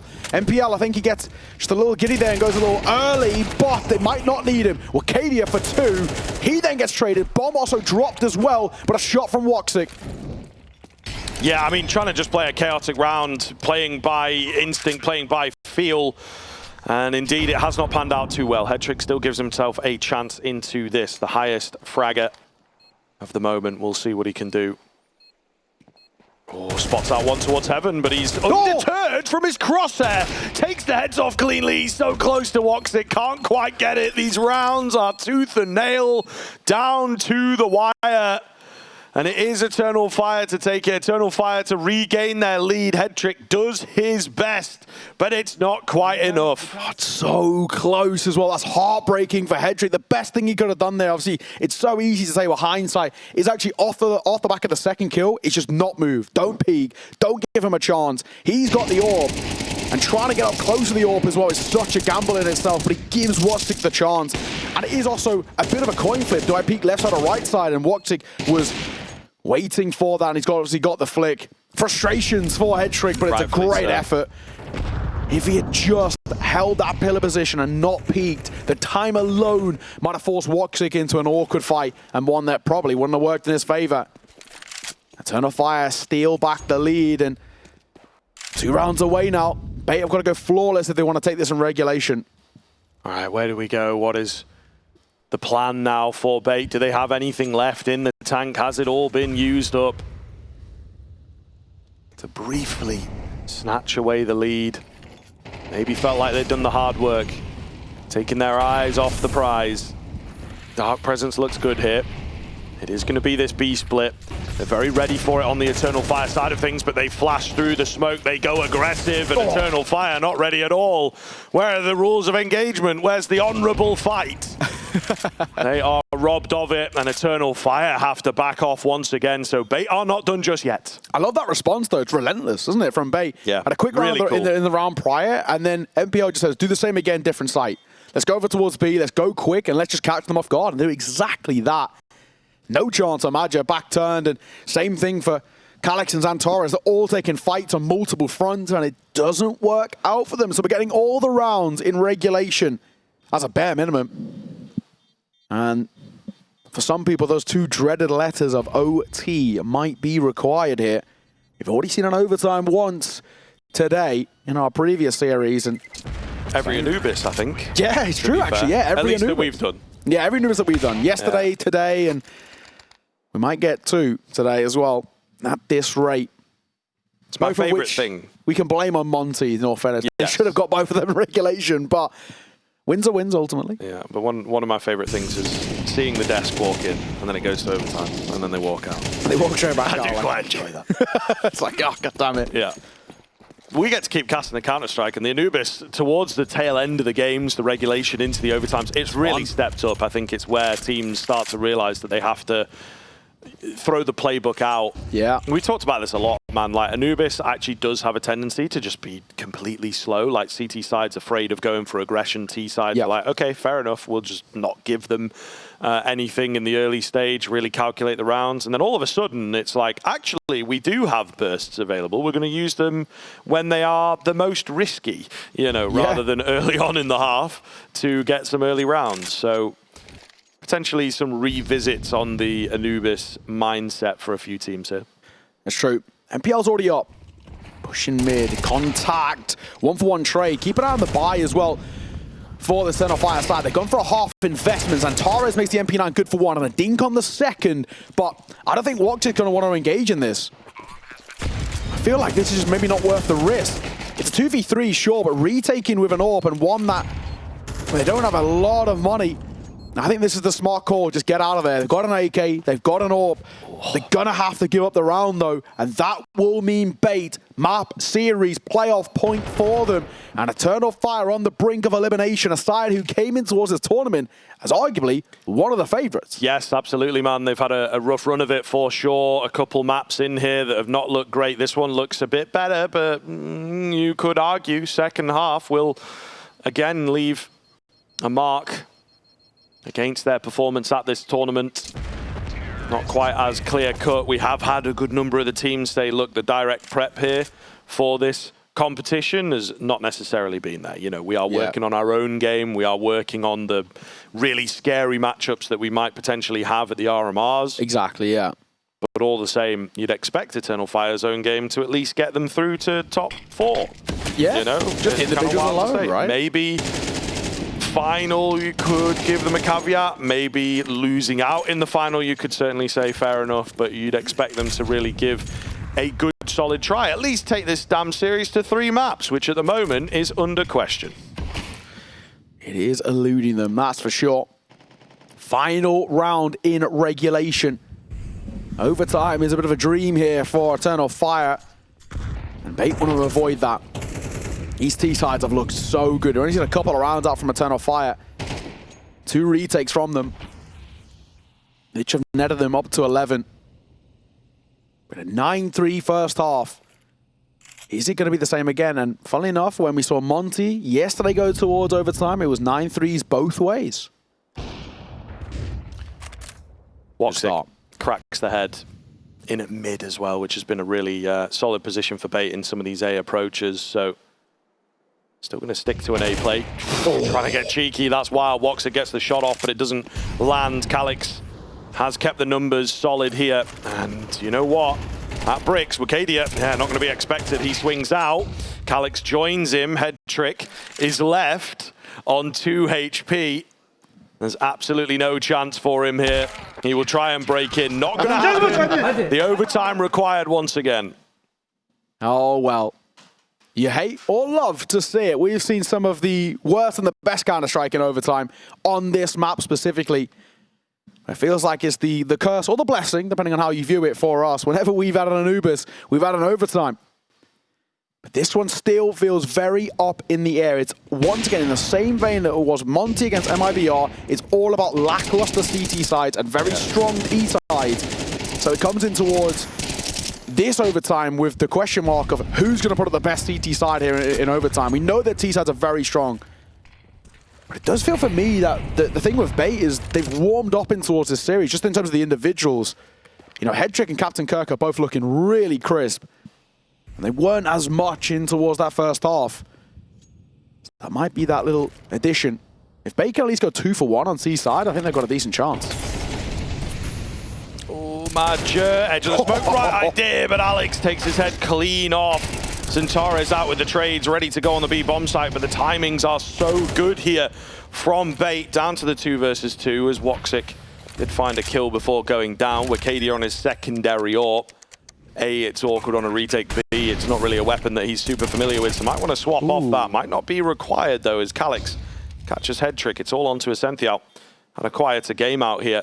We've been leaning on Captain Kirk, leaning on head tricks, and now would be a time to step up. They've swapped to the automatic weapons and Calyx will finish him off. It looked good initially, but the retake, nice and clean. Yeah, good work as well. They just play it quite patiently. Wait for the fight to come to them, wait for the smoke to dissipate. And it's Eternal Fire who stay afloat, draw first blood here in overtime, and of course get that CT side round that eluded them for the most part throughout regulation. Still feels like Bait have got a bit up their sleeve, and of course with overtime means the replenish of the TAC cores as well. So once again can slow things down. Of course, Magic getting very, very vocal. Same for Madden. The only worry is whether Bait have run out of ideas. They've used a lot of small and gimmicky plays and contact plays as well, but it does feel like we're seeing Eternal Fire start to wake up to them a little bit. They're good in these opening duels. I mean, bar that one in towards Dark, in all fairness, where Magic gets caught, but Xantares' double is super important there on that B site to lock it down, and I think that's the one glaring error for me there as well, that head trick swing on towards Calyx. I think he was mollied, to be fair, so, you know, forced to move forwards most likely. Yeah, maybe an error in the sense, you know, find the frag, but yeah, I think he was forced into a fight that he otherwise wouldn't have taken. Wakadia, cheeky move here. These are the overtime plays we were talking about. He does get traded quick. He's open. Yeah, this is weird though. There's 2 deep through middle. They're going to get that bomb down, but it's cost them quite a bit to get there. They have no B main presence at all here on the Bait side of things either. So yeah, really, really awkward. I don't know that they've necessarily clocked 2, potentially the 1. So they might feel more confident for the fight than they should. This is all over, man. Deep position as well towards CT from Alex. So he maybe discovers that there's no one around there. They'll have a good idea that it is fully main, fully dark. They know which way to face and where the fights are coming from. So I think that's also quite valuable. There's going to be a hold of the bomb inside all this carnage. Oh my goodness. 4 kills in the space of half a second. Absolute bloodbath on that B bomb site. My lord, in the overtime, nothing is certain. Yeah, and I love that as well. Eternal Fire basically using execute util on that retake. It was like, that's the perfect execute if they were on the T side. But the Wakadia little gimmicky play, if he had got the second there, he gets a dink on towards MPL. If he gets that kill, that might completely change the round. But so well done at the end. They're just in that post plant in the 3 versus 4. And Eternal Fire still reeling a little bit on the CT side, just can't quite get over that final hurdle.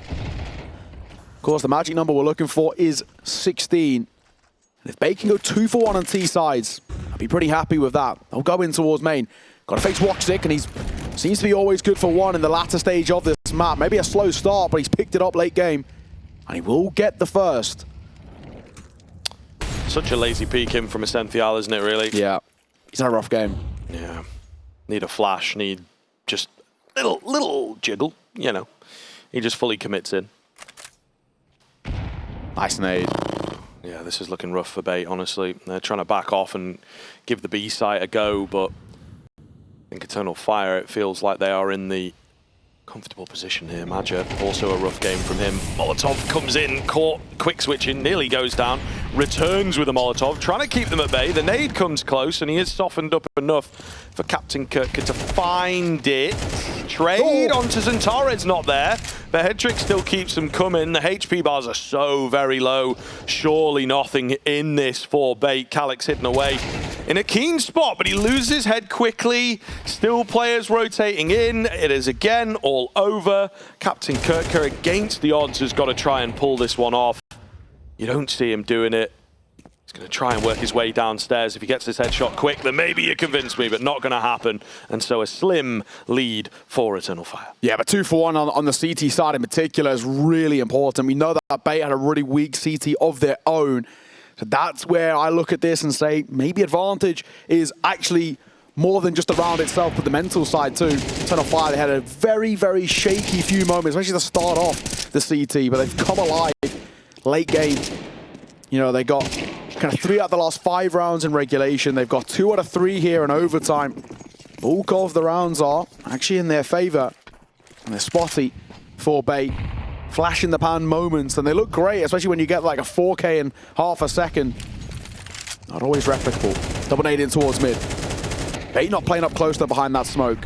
Happy to sit a little further back.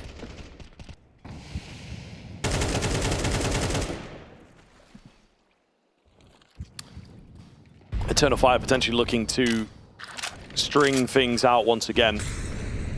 A lot of early utility though from them. I think feigning presence on lots of different areas of the map, trying to draw Bait away. It's quite a big gamble stack here, isn't it? I mean, basically 4 towards B, but it might be the right read. Oh, Headtrick. It's a good spot for him and a nice find. When is the AWP ever trained in on Dark, especially by itself on the pillar? And you have to retrain yourself if you're Eternal Fire. Zentared's trying to do what he does, but Headtrick ducks under the cross there. It's Wakadia that comes around with the good timing to catch them. Too many resources given to the Dark area. NPL is here quickly, can't stop the bomb plan, but the spam is perfect. They go peeking into him, and he will keep the frags coming. Surely got to know that Wakadia is around this area, and information on his HP should be decent also. Captain Kirka joining up with NPL. They've got the kit available. Tap comes in onto the bomb. They're not giving any credence towards Dark. It's not planted for Dark. Wakadia, nothing that he can really do. He was hoping for a fake. It does not happen. And even right at the end, they didn't even know where he was. So it's kind of a funny finish, but a really keen round coming through from Bait. Yeah, really well played. Really, really well done there as well. It looked like it was potentially done and dusted. But a very, very important double that comes through from MPL, sort of out of nowhere. Headtrick's kill there towards Maja, ultimately very important too, but I think it's MPL who does a lot of the heavy lifting. That spam is perfect. The second is so beautifully lined up on towards Woxic. Bait far from dead in this map just yet. We're all tied again, and another pause called, this time by Eternal Fire. And Faber wants to have a little talk himself. How do we feel in terms of like the reactions. You know, you're in overtime, it's really close, you win a big round there, and we see a lot of teams, they love shouting out, they love getting emotional. We've got a fair number of, you know, Brazilian teams taking part in this tournament, and they're always very, very vocal, but we see the young players of Bait super stoic. Just very little in it after a massive round, particularly from MPL himself. Yeah, exactly. It normally is the youngsters as well who like to get really, really vocal and hype themselves up, but I think they realize as well this job is far from over, so probably a little bit more pressure than relief in winning rounds, right? And say, right, we've got to make that a consistent factor rather than what was actually the end of the regulation, was it here and there for the Bait side. The same thing for Eternal Fire. They also like to get loud at times too, but we haven't really seen it from them.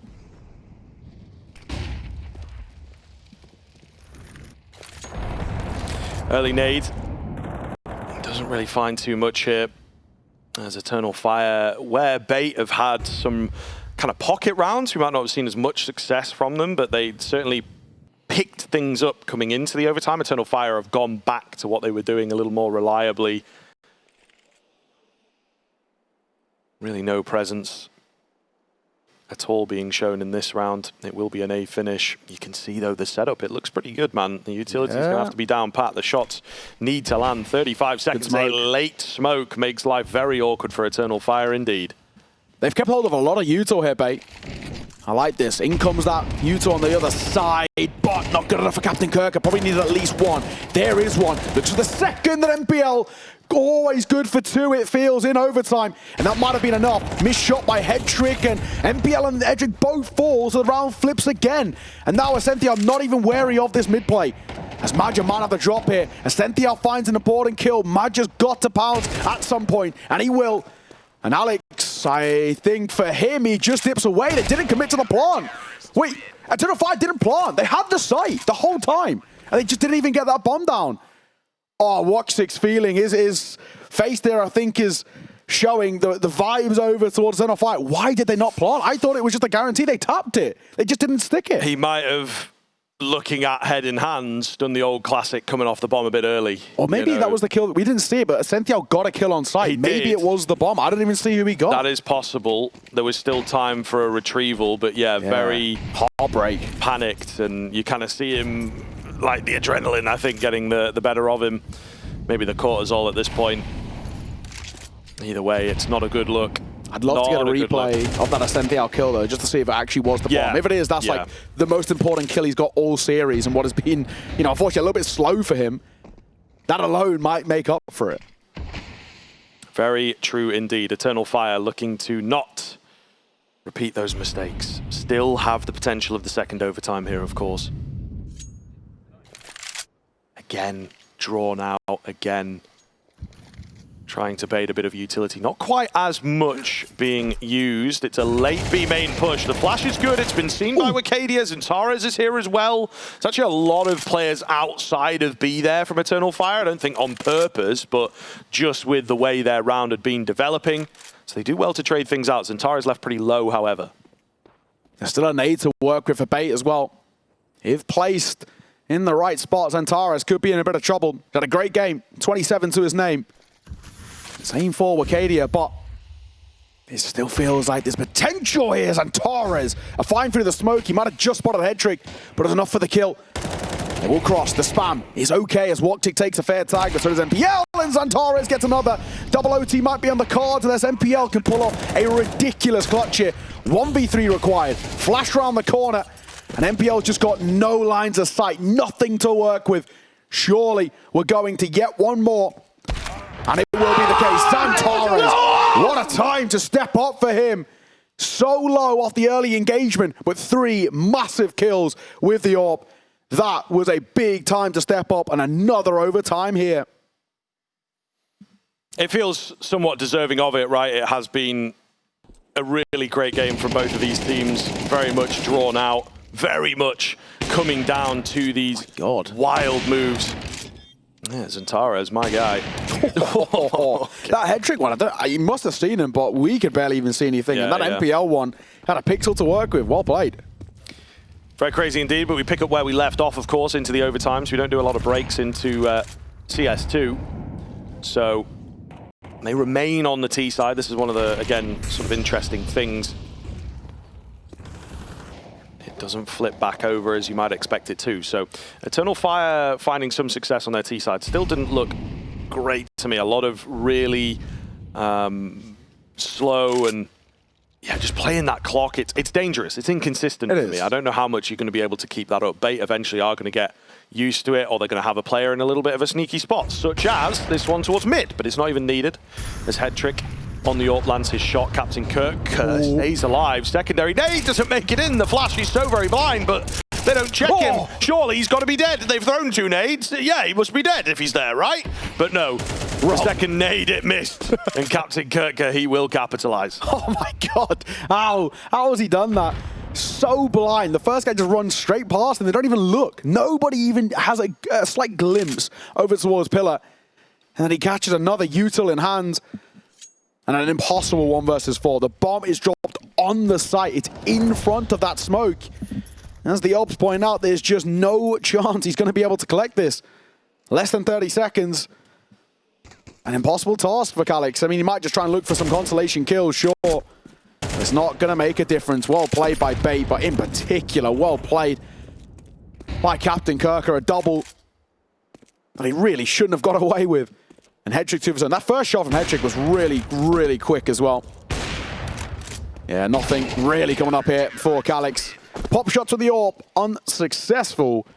Bait get the first round on OT. This is now looking interesting. You know, for Eternal Fire, it was big celebrations when they got, you know, that push in towards double OT, but when it immediately gets thrown back in your face, that's where things change a bit. Yeah, all blue frags there. And again, looking cool, staying calm. Zintares, always happy to be playing more Counter-Strike, I'm sure. Well, there's a little smirk on his face, you know. Up to 30 kills as well on a very, very good map. Same for Arcadia, but still find themselves deep in double OT. And credit to him, Headtrick, he's definitely had his question marks about him.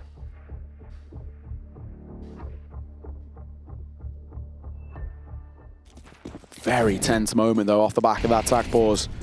We go again. Round advantage, Bait.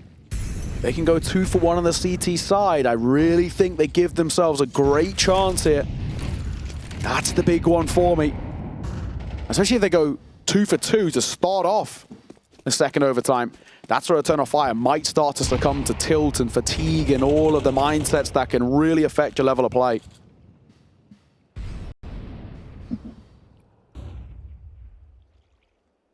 Bomb being left in T-spawn here by Eternal Fire, so just got to keep your eyes on that, to be honest with you. They've had a few bomb issues over the past couple of rounds. It's got a molly there next to it, though. That's okay. Just in case. It's got a friend, yeah, I suppose. It's not Here lonely. We go, though. They will work their way back towards it. And Calix, of course, got space for the Molotov, so it all works out nicely. But 55 seconds left.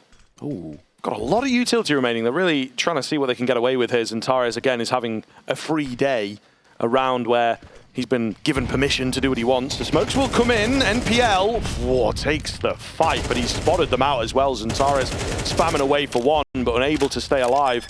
Bomb goes down. There's not really enough damage done to this CT side to make it substantial just yet. But the retake looks shaky. Everyone coming in from exactly the same choke point.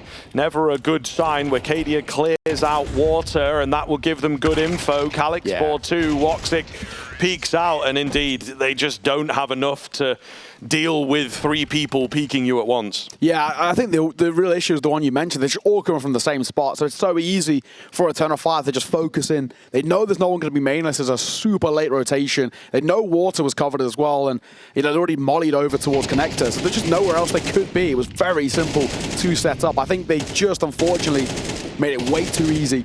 Yeah, for Eternal Fire in that spot, and of course the fights just don't go their way at all. Simple one for Eternal Fire in the end there, and once again tied square, 16 all. This is a map and a half we're getting out here. Seeing these two sides.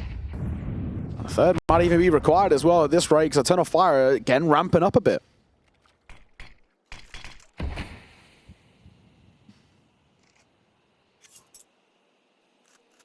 Captain Kirker had a couple of aggressive A plays, particularly in regulation, but this one is dangerous. I don't know that he's fully hidden away around that corner, to be honest with you. As the smoke starts to go down, NPL is going to come and join him. He is happy for a fight, and he catches one in transition, looking for the next. Not quite going to be there, but NPL finds the trade out. Alex coming in from behind as well, so no need to push things. And Torres, he had his eyes on it for a moment, but he takes them off. He'll move back in and find the kill. Never a disadvantageous situation for that guy. I'll tell you what, the bomb though has been dropped in all this mess. Yes, there's some control out on the A bomb site, but Magic going to be known about thanks to the Molotovs, and Tara is known about thanks to the kill. We have a slow encroachment onto Magic, but head on a swivel, finds the kill onto a Senthial here. Looking good. NPL only able to find one. It's Headtrick in the 1 versus 1. He's been hurt, and Xantares takes the fight to him. Oh my goodness, 10 HP the difference, but it's once again Eternal Fire into the lead. Oh, advantage for the Turkish side, and my God, these rounds. We're left with bated breaths off the back of every single one. But it's Bait who find themselves at this disadvantage, now heading on towards the T side, and they might have run out of chances. It actually looked really good to start things off. The trades here from Captain Kirker and NPL. I think maybe we could talk about Captain Kirker not fighting that second guy and falling back, or letting NPL try and take that first swing. But Xantares does really well in the 1 versus 2. And Headtrick just couldn't deliver when they needed him. Another pause comes through, and another time to speak here for the coaches. Yeah, getting vocal, absolutely needed.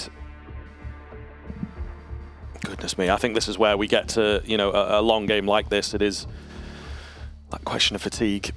For sure. Can you keep your head in the game? And you've got these pauses coming in. There's quite a few of them, actually. We see a lot of teams just roll through the overtimes unless it really is, you know, down to the very final round, or they are needing the 3 in a row, something like this. But we've seen a lot of talking going on for these teams, which is always good, but also just keeps mounting and adding that pressure, doesn't it? Xantares got an angle, the break of the smoke as well to back it up. A keen find. They need that 18th. If they get it as well, it might just be a little bit too much pressure for Bait. If they tie the game right back up, though, then it does change things. But they've got to do it from a man disadvantage. Looks like contact. Oh my God, he'd gone out. He didn't have his gun out there, Calix. He was quick switching between the knife. Okadia in a bit of pressure. He's still worried about this main pressure, and it's being held for. The swing is good. The find is perfect. And Ascential might have just done enough there for the round in Bait's favor. A retake going to try and maybe have a look in, but with the smokes coming through on both sides, I think time will be too far gone by the time they give it a go, really. As weird as it is, it might just be a save if they can't find a kill in the next sort of 5 seconds. They've got Kit, sure, but they might just lose the fight. Ascential, though, gets caught. That'll change things. This one will be big as well because Headtrick can't hit a shot. This is really scrappy, and Alex gets 2. Oh my God, that was such a shaky round from Bait in the post spawn. With the numbers in their favor, they still nearly let it slip. Yeah, that's tough. Big impact from Ascential, big impact from Alex. 2 players that we've maybe, you know, put the spotlight on for the wrong reasons. So stepping up when it matters most. And this is the difficulty of the overtime. There can be a bit of randomness, a bit of unpredictability from the individuals. You don't quite know what to expect out from them.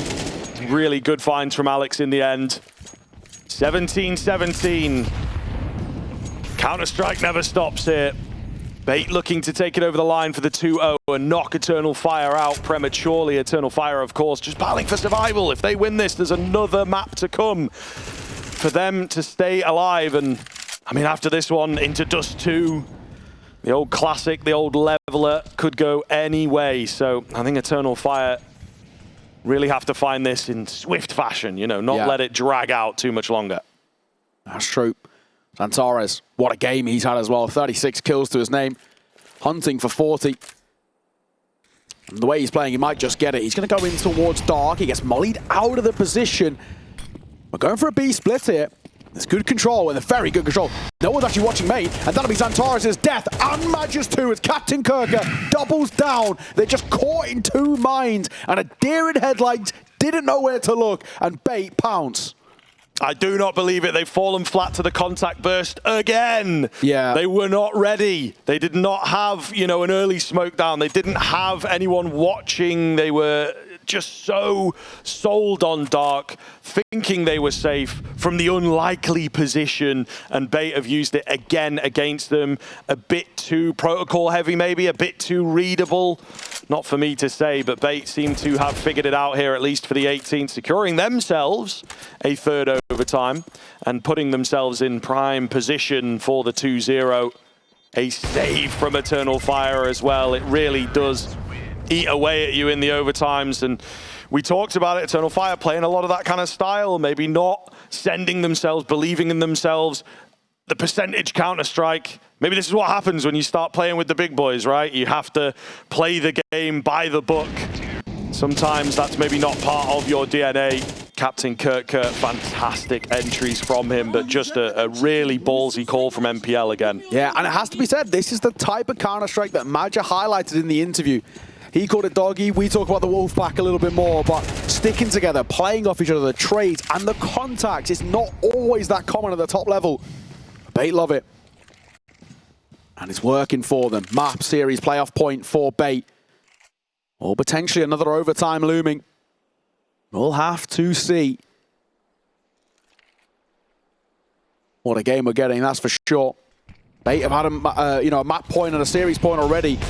But too easy. That's how Woxic got them in towards overtime here with a kill like that. But he'll get a second behind it. The trade is good, thankfully. And Calyx caught as well. Hang on, 3 versus 2. Scriv, this might be curtains. They absolutely have to go for it, though. They're not in on good time. Again, split, trying to go for flanks. They were unable to get in quickly. It was such a fast and information-starving burst from Bait. Down goes Suntares. Might just be it. The IGL to save the day here. 1 versus 3. His position going to be known, and not a movement here from Bait.